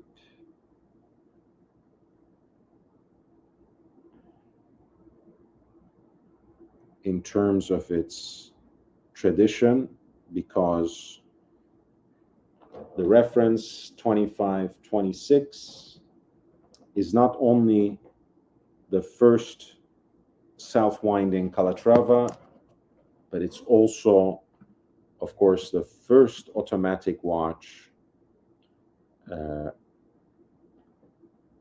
by Patek Philippe. This particular piece was originally delivered with a black dial, which is very significant. It is matched with a brick-style Gueffrère bracelet,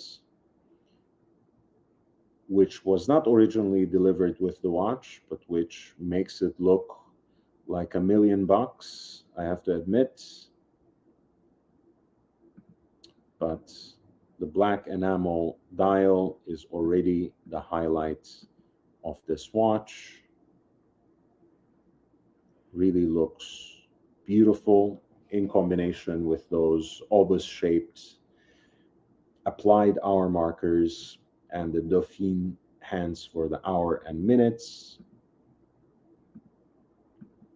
The crown itself is very Baroque with this double P logo, both outward facing. And the piece is presented with an archival extract that confirms its original delivery with a black dial, manufactured in 1955, sold on October 26, 1955 as well. Originally presented on a leather strap, but here matched with a Gueffrère-made Patek Philippe bracelets from the same era. Brick style, quite beautiful, and it sold relatively well by Phillips Hong Kong at lot 854 for 914,400 in Hong Kong dollars, which is an amount in excess of 117,000 in US dollars. Thank you, Gandog, and thank you for reminding everyone to upvote as well. I really, really appreciate you. We were looking at some auction results from Hong Kong by Phillips.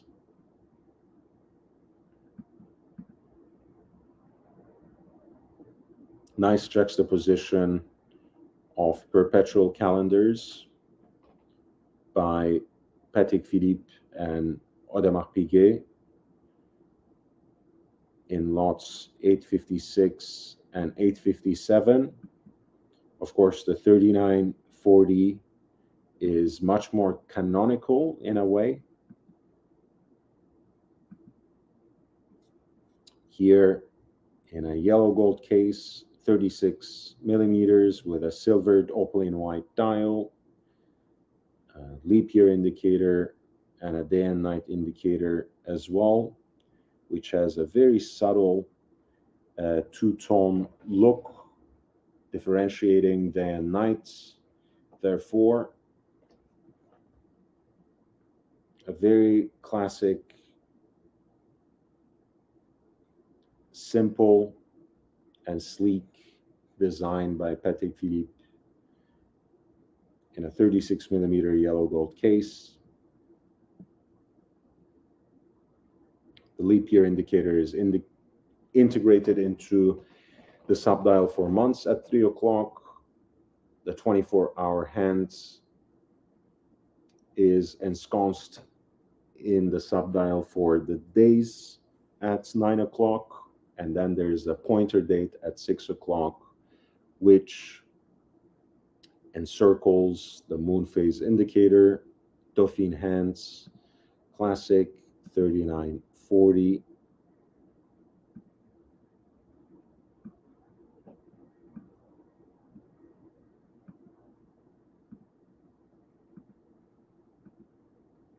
With its box and papers at lots 856.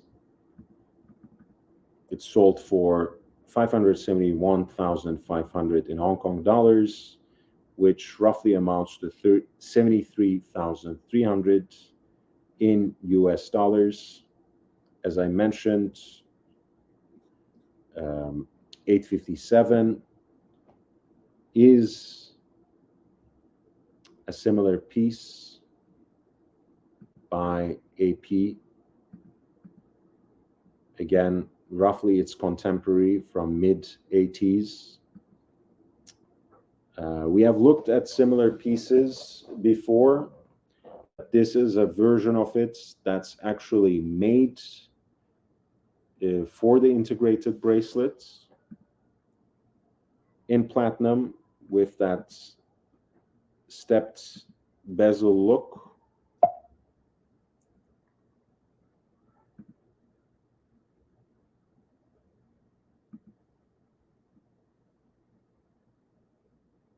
Platinum on platinum integrated bracelets.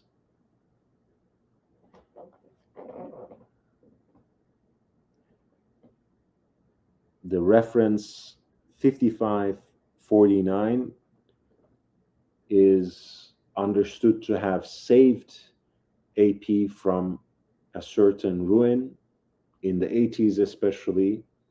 These ultra-thin perpetual calendars were one of the most popular serially produced watches sold by AP.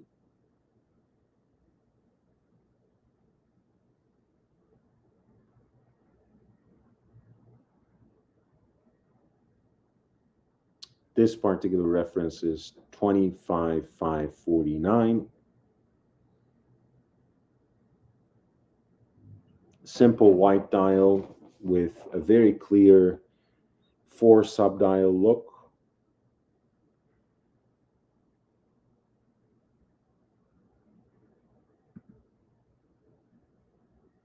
With the moon phase indicator at 6 o'clock.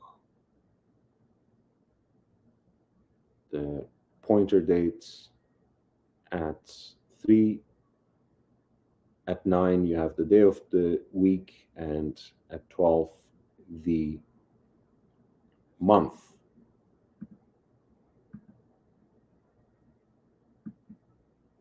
The piece is accompanied with a presentation box, purchase invoice, and outer packaging, and also an extract from the archives that confirms the delivery of the piece in 1987. This piece sold for more than its pre-auction estimates, but significantly less than that yellow gold perpetual calendar we were looking at from Patek Philippe, and the hammer price finally was an amount in excess of 47,200 in US dollars.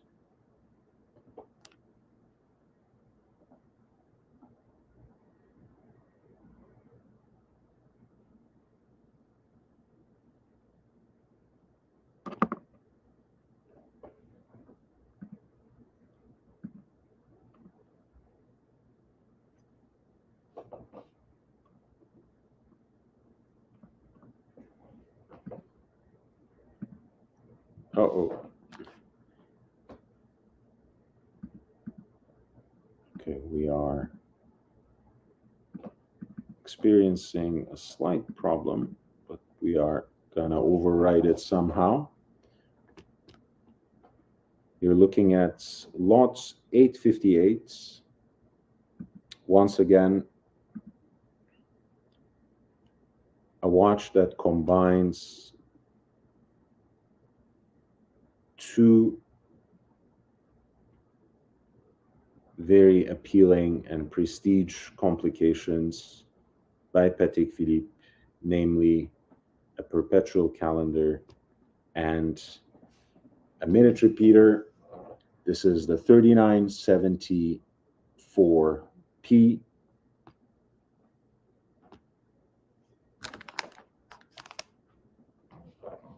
A perpetual calendar in platinum with chiming functions, Breguet numerals combined with Dauphine hands, and of course, the slider on the left flank of the case is unmistakable. All the aesthetic appeal of a classic Patek Philippe minute repeater with the added charm of a minute repeater.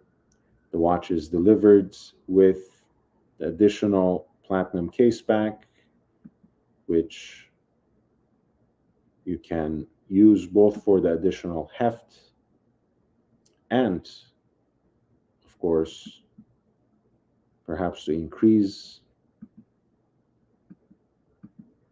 the resonation.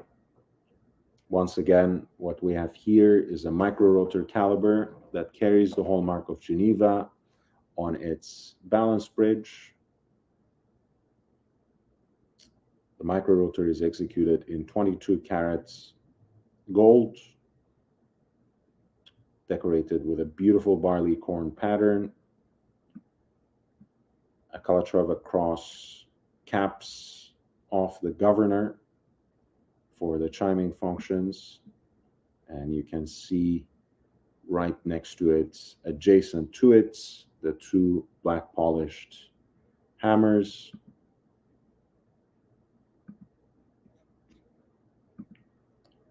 A stunning watch from around year 2000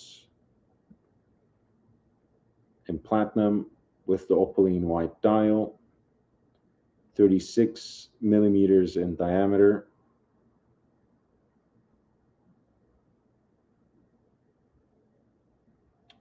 The lot comes basically with the full set of its accessories as well, which is always exciting.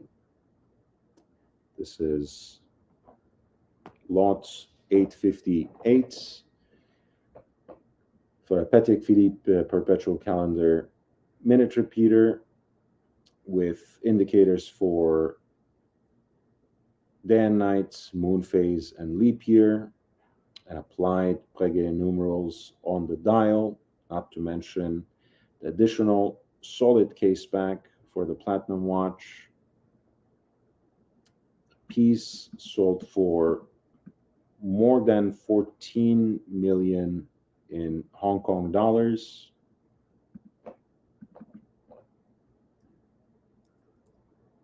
Which in US dollars is around 1.85, 1,850,000 in US dollars, roughly speaking.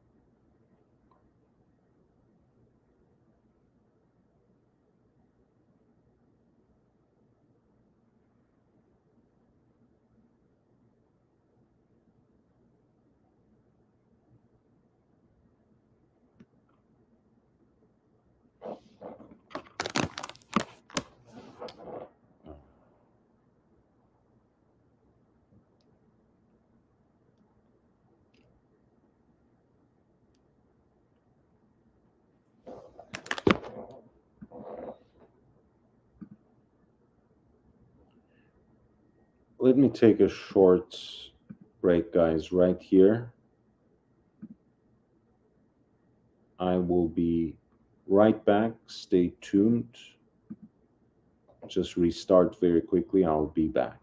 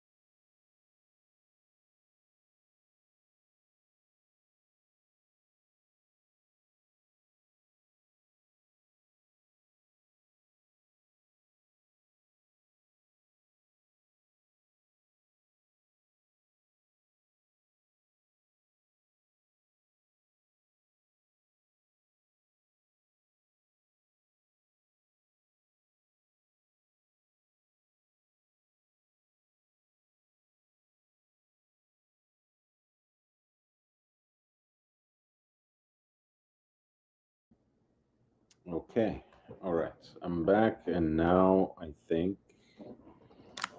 um, this should work a little better. For those who don't know, I've been experiencing some problems with my keyboard, hence the use of the external keyboard. And once every so often, something gets pressed on, uh, on its own, and I can't, do anything. We didn't look at this one. This is very interesting. Lot 850 is basically a version of the 5970 that's classic, that neo-vintage classic, so to speak. The last of the Lemania-based versions of the Patek Philippe perpetual calendar chronograph. Of course, with the hallmark of Geneva, with that classic screw cap, black polished, which is a signature of Patek Philippe for these kinds of chronographs. Of course, differently from 5970, 5971P has baguette diamonds on the bezel and a diamond set dial with another baguette cut diamond at 12 o'clock. This particular example comes with the full set of its accessories, which includes the solid case back. And as you can see, the tank buckle is also set with baguette diamonds as well.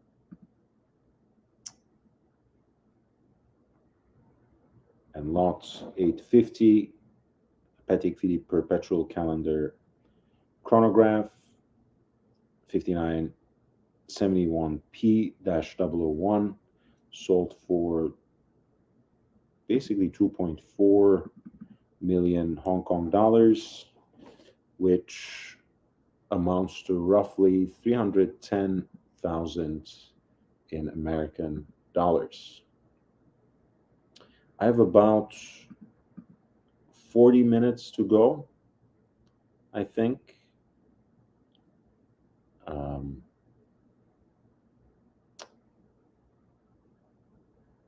So if you have any questions, if you have any pressing concerns, feel free to let me know. Feel free to send those in before the end of the show. Speaking of neo-vintage classics, perhaps 5004P is one of the ultimates. This is a piece with a custom ordered black dial with a single Roman numeral at 12 o'clock. The polished white gold beads applied for the rest of the hour markers. Leaf-shaped hands inlaid with luminous material. Those are also complemented with luminous pips for each hour marker as well. That takes its place right behind that Roman numeral and those polished gold beads on the railroad track for the minutes. There is a tachometer for the chronometer, for the chronograph on the perimeter of the dial.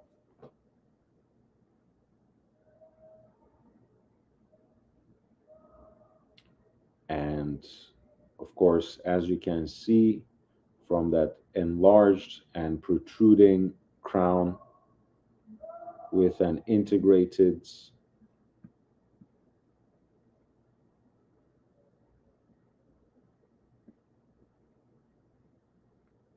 split-second pusher.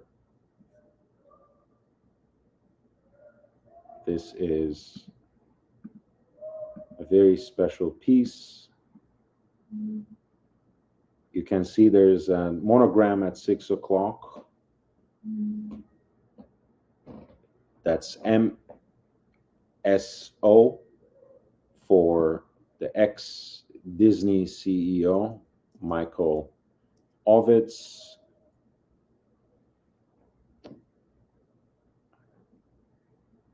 This piece was sold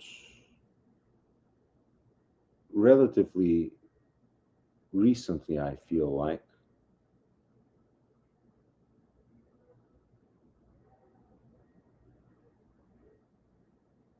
Let me see if the auction listing indicates any further provenance. I know for a fact that the the yellow gold version of this was sold not too long ago.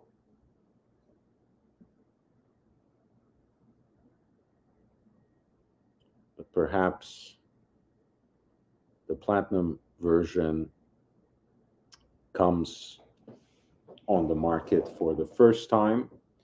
Again, the 5004 in platinum is already quite a desirable watch in and of itself, perhaps one of the holy grails of neo-vintage watch collection. In this case, you have one with a custom dial, a bespoke order watch by a Disney CEO.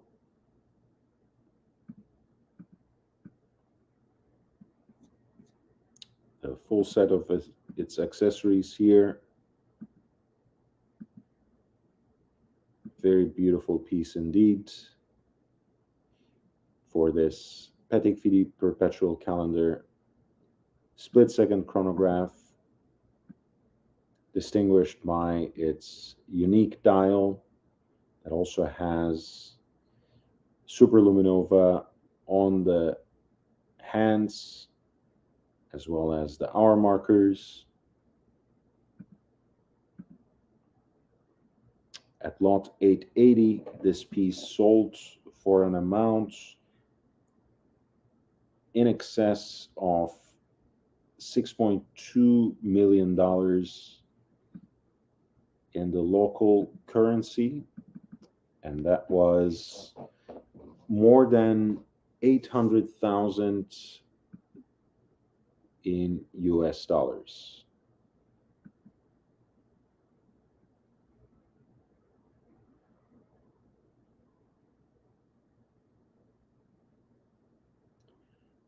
Two interesting independents in the next two lots, incidentally, both featuring a split-second chronograph as well.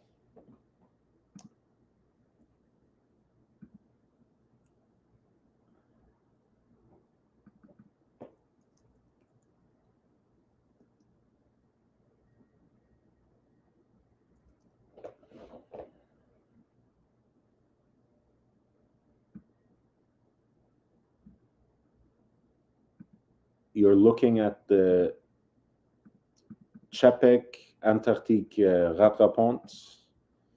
This is a split-second chronograph that adopts the integrated bracelet sports watch design of the independent brand Chapek.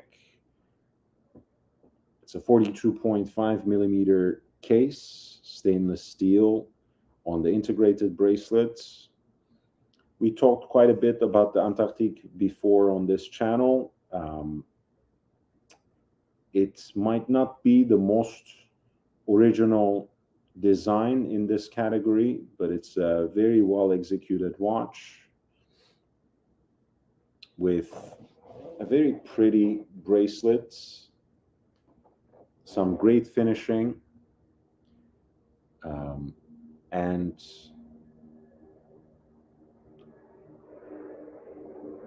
also a very interesting movement in the time and date version, in the standard version. The split-second chronograph version features, first of all, an open-worked dial, which I think makes most sense on this kind of complication. I mean, look at this vertical presentation of the two column wheels.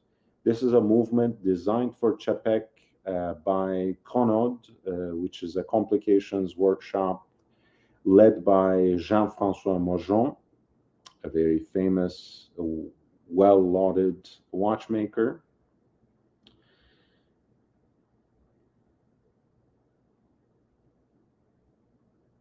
Kind of a bull's head look there with the additional pusher at 10 o'clock. But in general, again, the design is very nicely executed with the two chronograph pushers essentially looking like crown guards, and the split-second pusher taking a very discreet place at 10 o'clock there. The watch also has a very easy quick release strap system, which allows you to replace it with a rubber strap.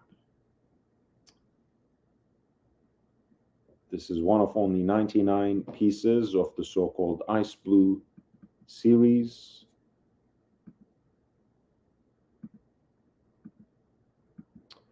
And even though the Rattrapante features a different movement, it has a self-winding rotor that takes after, that borrows the design cues from those skeletonized finger bridges that distinguish the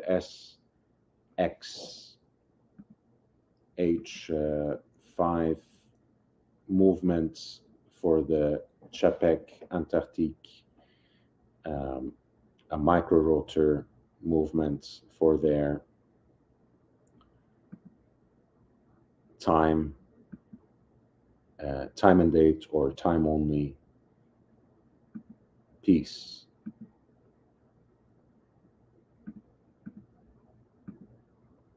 Very beautiful watch, quite new, apparently from this year.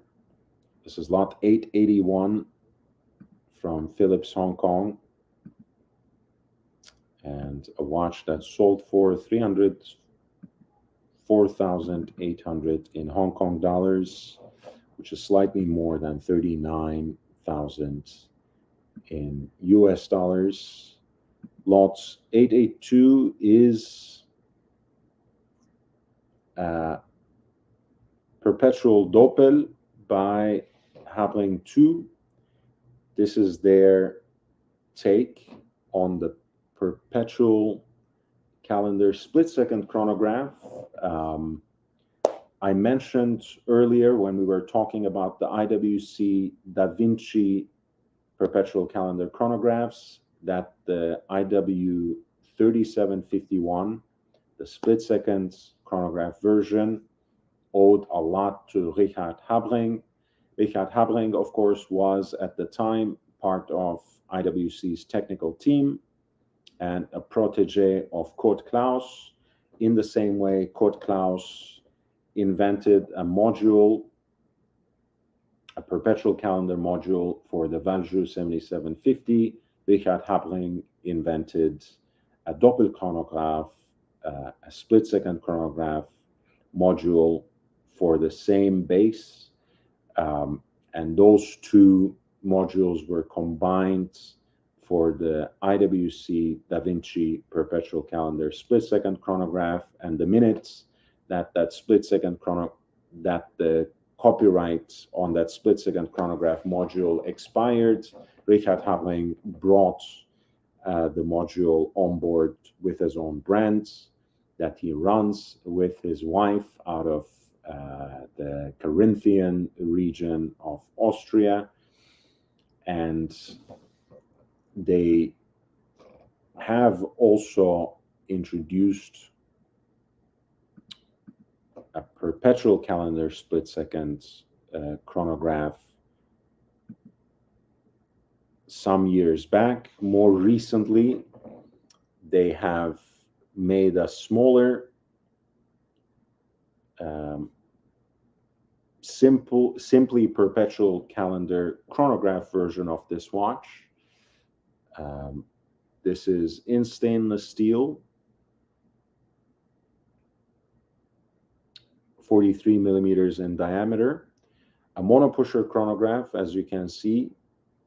Start, stop, reset for the main chronograph functions at 2 o'clock, and you can split the seconds with the extra pusher at 10 o'clock. The dial is a beautiful expression of three tones, you might as well say, between the salmon background, as silvered subdials, and of course a more off-white seconds track. Moon phase at 12 o'clock, which I think is actually a much more beautiful placement, somehow giving that romantic complication the focal point in the watch. And it also has a leap year indicator too. Very balanced 4 subdial look.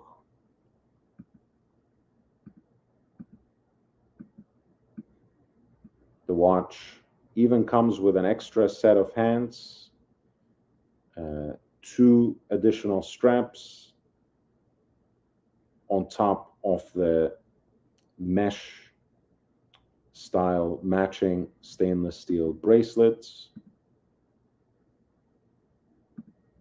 A very cool watch.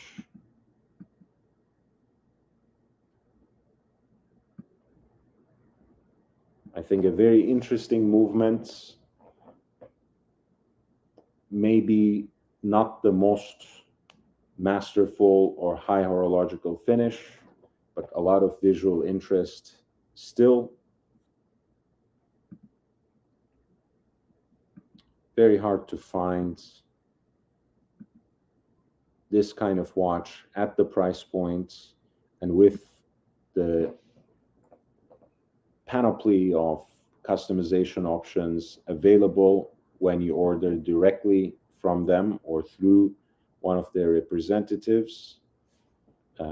This particular example at lot 882 sold for 127,000 in Hong Kong dollars, which is roughly 16,300 in US dollars.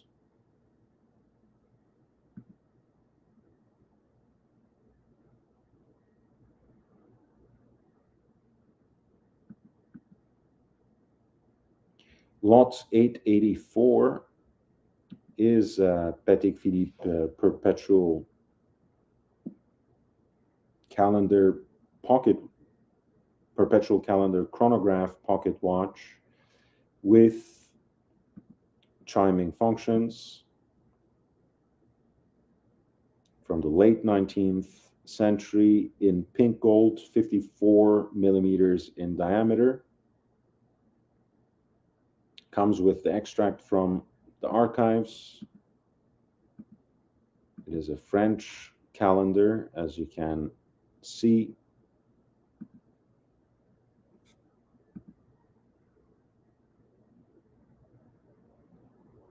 Enamel dial, a hunter case,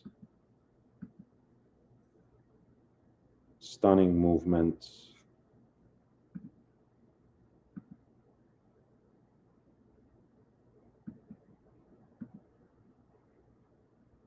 With the engraving of a monogram on the case back and a dedication on the cuvette as well.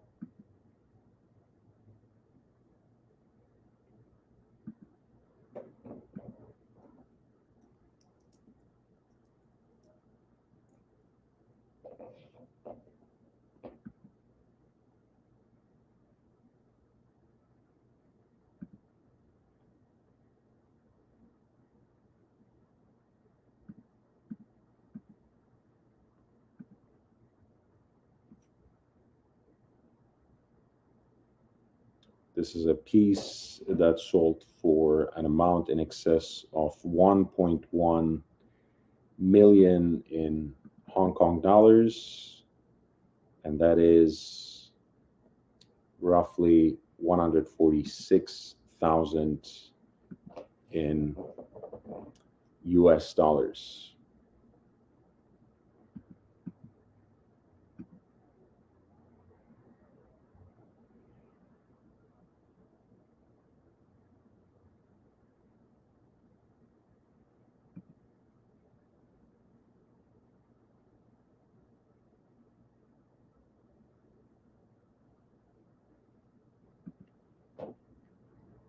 Speaking of variations of the tank, this is a relatively recent limited edition of the Tank Chinoise. 150 pieces in yellow gold with a silver, or rather champagne sunburst style, heat blued sword styled stainless steel hands for the hour and minutes, the stylized Roman numerals which hide a Cartier signature at 7 o'clock, the octagonal crown with a multifaceted sapphire that tops it off, and the unique case design of the Tank Chinoise.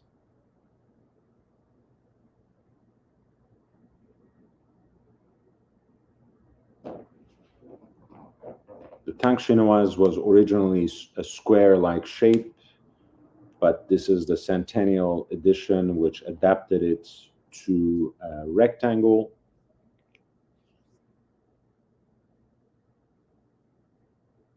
The parallel bars that frame the dial are evocative of Asian temples, porticos.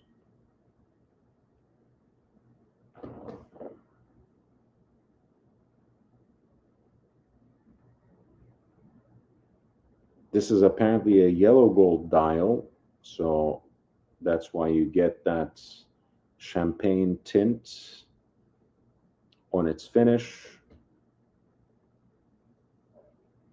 Number 9 out of 150 examples with a hand wound caliber, which gives it a very slender profile.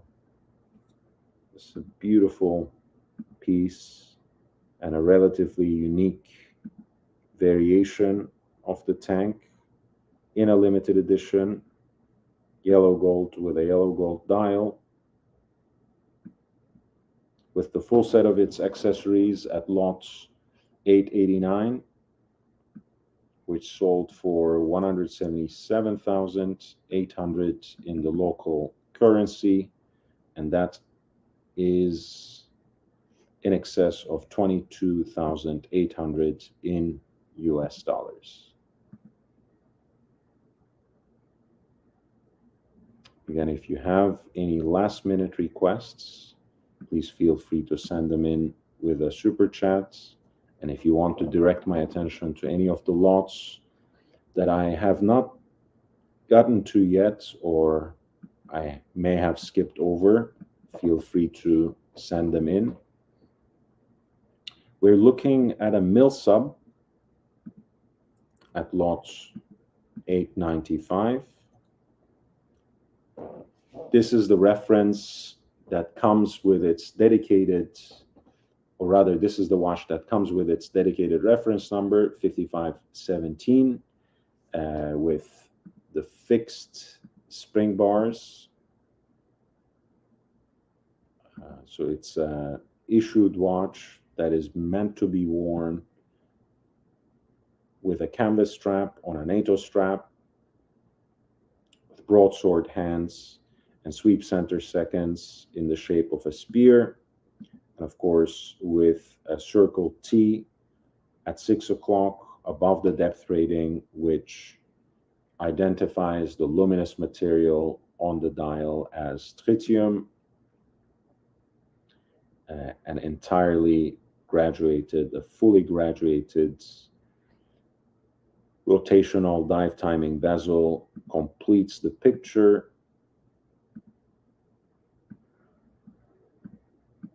The case back, of course, has the requisite markings and issue numbers for this late 70s example of the mill sub.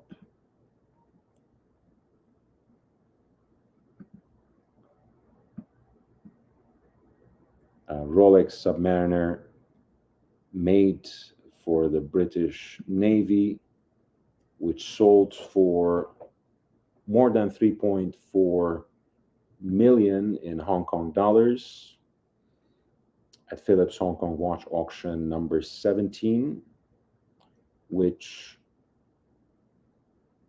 amounts to roughly 440,000 in US dollars.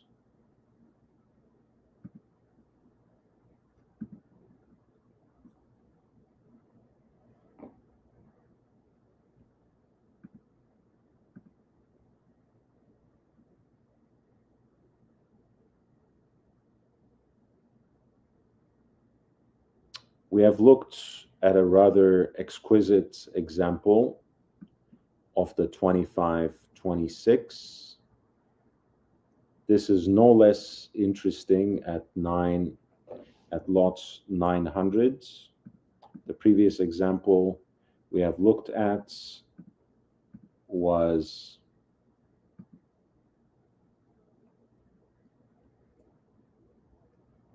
at lot 854 with a black dial mounted on a Geffrer brick style bracelet. This one is once again an example of that first generation of self-winding Calatravas that Patek made. Incidentally, also the first automatic watch that was ever serially produced by Patek Philippe. Yellow gold, scaling right around 35.5 millimeters in diameter. This particular piece has a white enamel dial with oblique obus-shaped hour markers, and testifying to its provenance, it's also signed by Tiffany & Company right above Patek's signature at 12 o'clock. A small subdial for the seconds at 6 o'clock, and the Dauphine hands for the hour and minutes complete the picture. The beaded track for the minutes.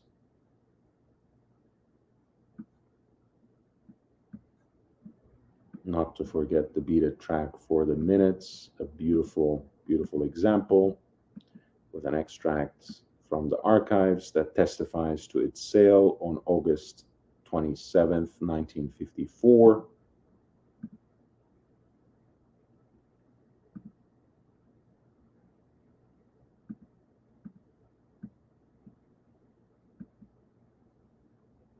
This is really an absolutely remarkable Calatrava from the mid-century, from that much lauded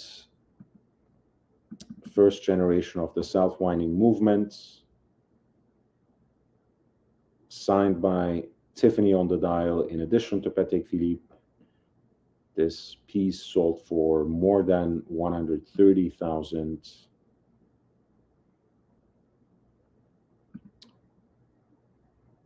in US dollars. Send the link, JB. Send the link. You are, after all, you have a wrench in the chat, so you can send the link and we can take a look at the watch. Why not?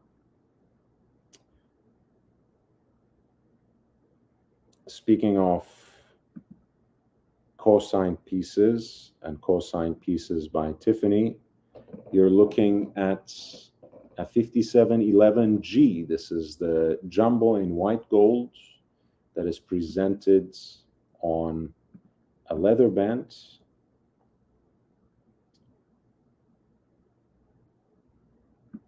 Kind of a gray dial on an elegant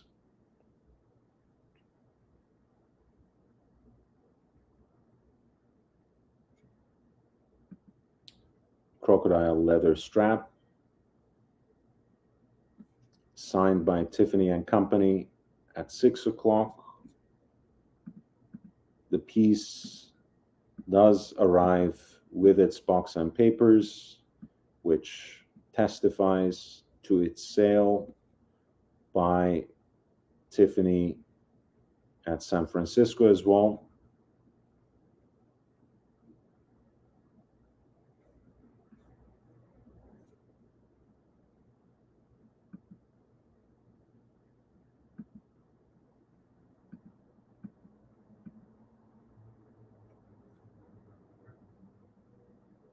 With a Geneva seal movement, even though it is sold in 2012, clearly produced on the other side of that divide, of that transition. This was lot 901, which sold for 762,000 in the local currency at Phillips Hong Kong watch auction number 17, and that amounts to 97,700 US dollars, roughly speaking. All right, so let's take a look. This is the millinery star wheel. We were looking at the round cased version at the auction earlier, the reference 25720.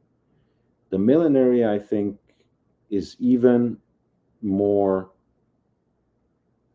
special when it comes to this. I think the complication really befits the unique case shape, which is otherwise an acquired taste.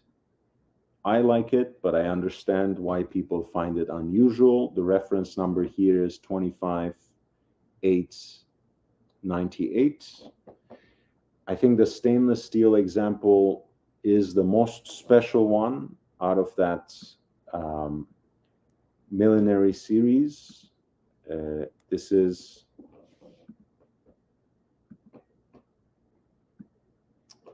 This was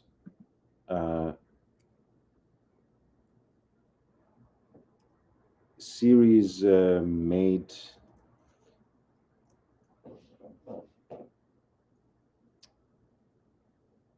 for the anniversary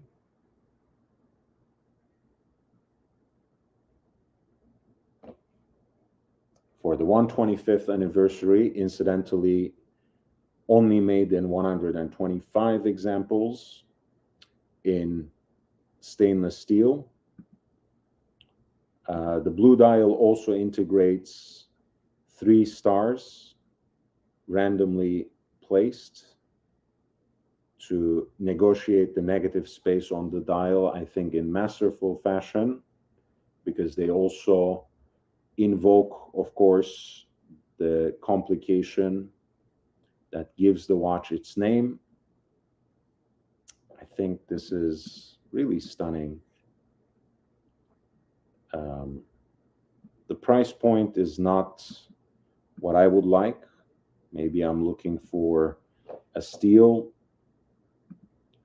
Um, in either case, I think things will get better. Things will be cheaper. I think not not too far from here. There were further 50 pieces released in yellow gold and 75 in pink gold. Once again, I really do prefer the steel. I think so does the market, because those are the ones that more or less trade at the same price points, if not more, if not for more expensive than the precious metal examples, even though the precious metal examples are more rare. I think if these were, around 30,000, I think that would be a decent deal for it when all things are said and done, not 30,000 plus tax, plus shipping or whatever. Um, if not, I would wait. But then again, money being no object, it could be anything. Um, I think it's a very special watch. I like the complication. I think it's probably the best example of the millenary. I think it's the best example of the star wheel. I like it infinitely more than the Code 1159, but that's just me. Um, and it's only one of the 125 examples ever made. So a very special, special piece. I have about 5 to 10 minutes left. So maybe we'll look at two more pieces. I want to see what else is there before we have to close for tonight. There were a couple of simplicities sold, and I can get back to that, so I'm not gonna do it right now.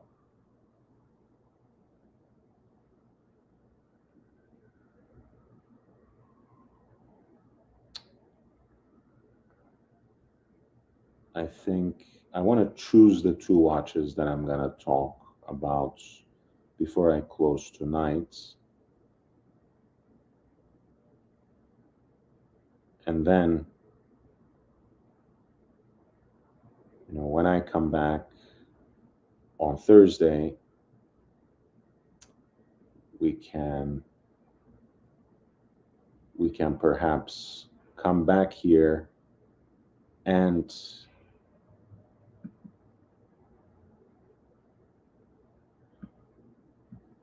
talk about the rest of them, and maybe even go back to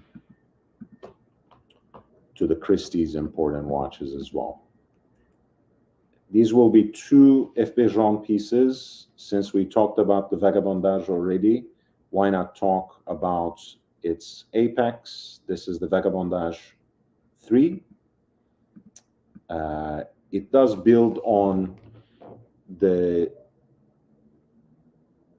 quote unquote open worked or exhibition layout of the dial in Vagabondage 2, with the way that it exhibits the wheels that perform the digital display of time. The jump hour is indicated right here. There's a centrally deployed minute hand, which shows the minutes on a railroad track at the center of the dial. The power reserve indicator is at the traditional 1 o'clock.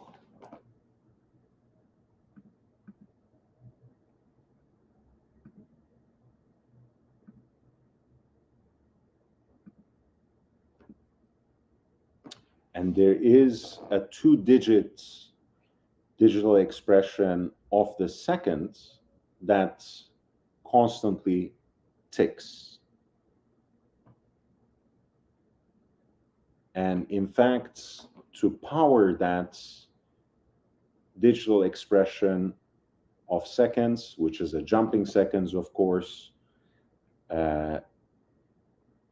Jean actually incorporated his remontoire d'égalité, his constant force mechanism, to both ensure consistent amplitude, but also operate the jump from 1 second to another.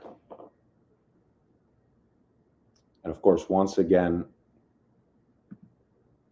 it's not a coincidence that this model, or indeed the entire Vagabondage series, uses a barrel-shaped case that looks very much like Cartier's Tortue, since they have their origin in a watch that was commissioned from François-Paul Jean by Cartier, but that was scrapped at the last second.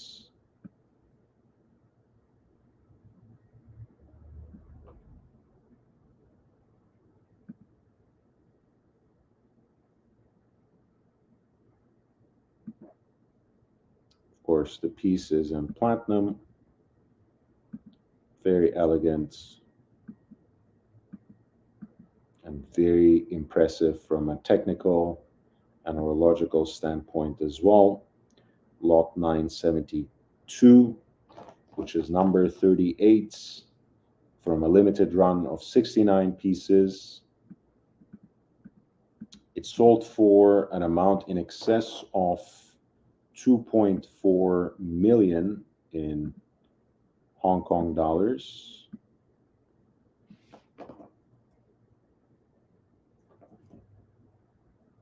And that is, roughly speaking, 308,000 in US dollars. Last but not least, we have a very special version of the Tourbillon Souverain from the second generation.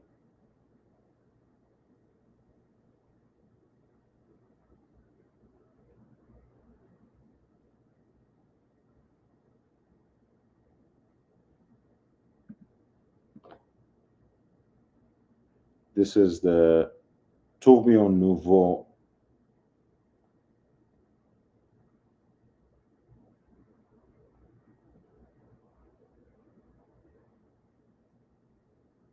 which was made as a limited edition of 5 pieces.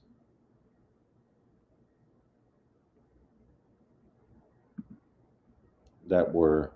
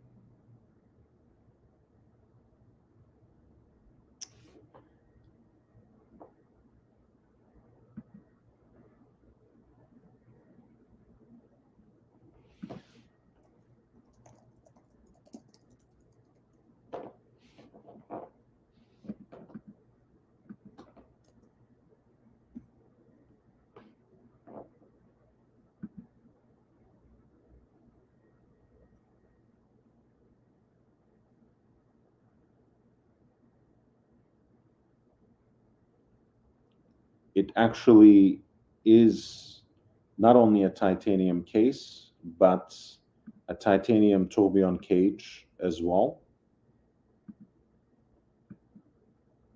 Here, the watch is presented on a platinum bracelet.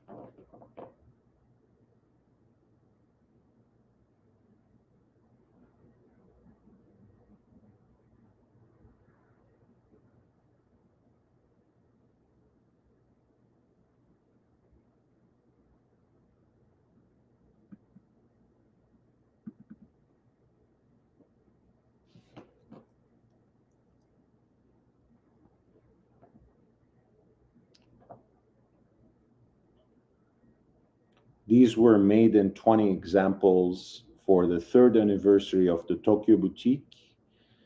And I think at that time there were 4 locations, 4 boutiques, 4 salons, whatever you want to call it, for FP Jean, Tokyo, Geneva, USA, which was Boca Raton, and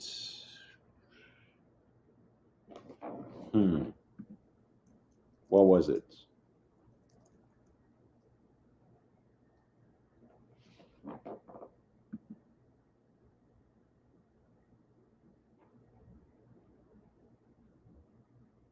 I think Hong Kong, right? It was Tokyo, Geneva, Hong Kong, and Boca Raton, I think. Anyway, but there were 4 locations, 20 examples. This is one of a handful, one of the 5 sold from the Boca Raton location,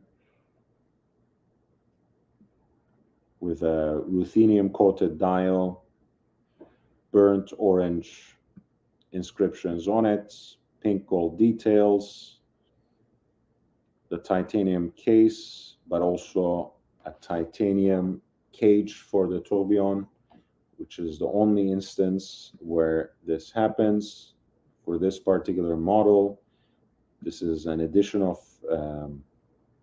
reference TN, the Tourbillon Nouveau, as you can see, which integrates the natural deadbeat seconds,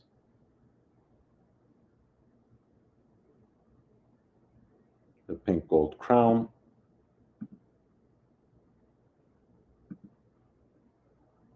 very elegant piece. This was lot 1005. As you can see, USA Boca Raton, 4 out of 5 for the TT tourbillon titanium, matched with a platinum bracelet of, out of 20 examples in total,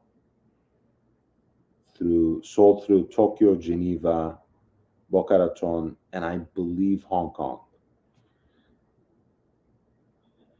This example sold at the Phillips Hong Kong watch auction number 17 for an amount in excess of 3.8 million in Hong Kong dollars. And that is more than 488,000 in US dollars. Guys, thank you so much once again. Fries, how are you doing, man? Nice to see you. Nice to see you. Thank you for your presence and support. Please hit the like button on the way out. If you have just chanced upon the channel, Please do subscribe. There is a lot of content for you to explore.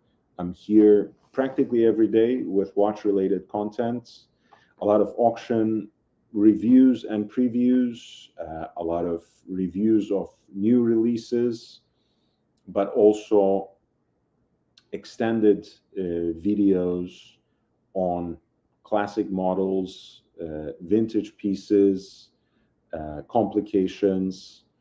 They're also kind of market digests that are much more digestible as well, shorter videos. I have a series of interviews, an entire archive now with industry insiders and fellow collectors. So there's a lot of content for you to explore if you're just discovering the channel. If you want to support the channel, you know how, through YouTube, the super chats, super stickers, super thanks that you can leave as comments are always available.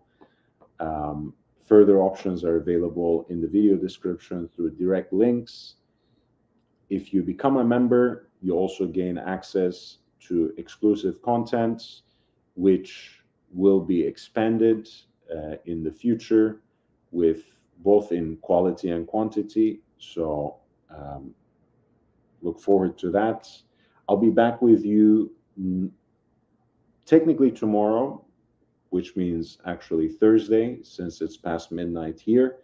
As you guys know, Wednesday nights I'm off usually. I'll be back on Thursday. We'll hopefully wrap up the auction season in Hong Kong, and there's so much more to talk about. It will be a marathon, and we'll be wrapping up the birthday month. I have a couple of things to give away to you. That should be interesting, but we'll also be celebrating my birthday, which is passed about 2 days ago. I'll be giving a couple of things away. We'll be talking about watches, hopefully starting at 6 p.m. Pacific Standard Time on Thursday, November 30th. Hopefully, many people will jump on the panel. We'll have a great discussion and some fun as well. Hit the like button on the way out. I love you guys. Please, I want to say again, I appreciate your support. Everyone who has been a member, like Robert, who has become a member, like MCM and Nate Dogg, and who has so generously donated, like Jake Brooks. Thank you so much. I look forward to be with you again in 2 days, where we'll get to celebrate. Love you all, and I will see you in the next one. Goodbye.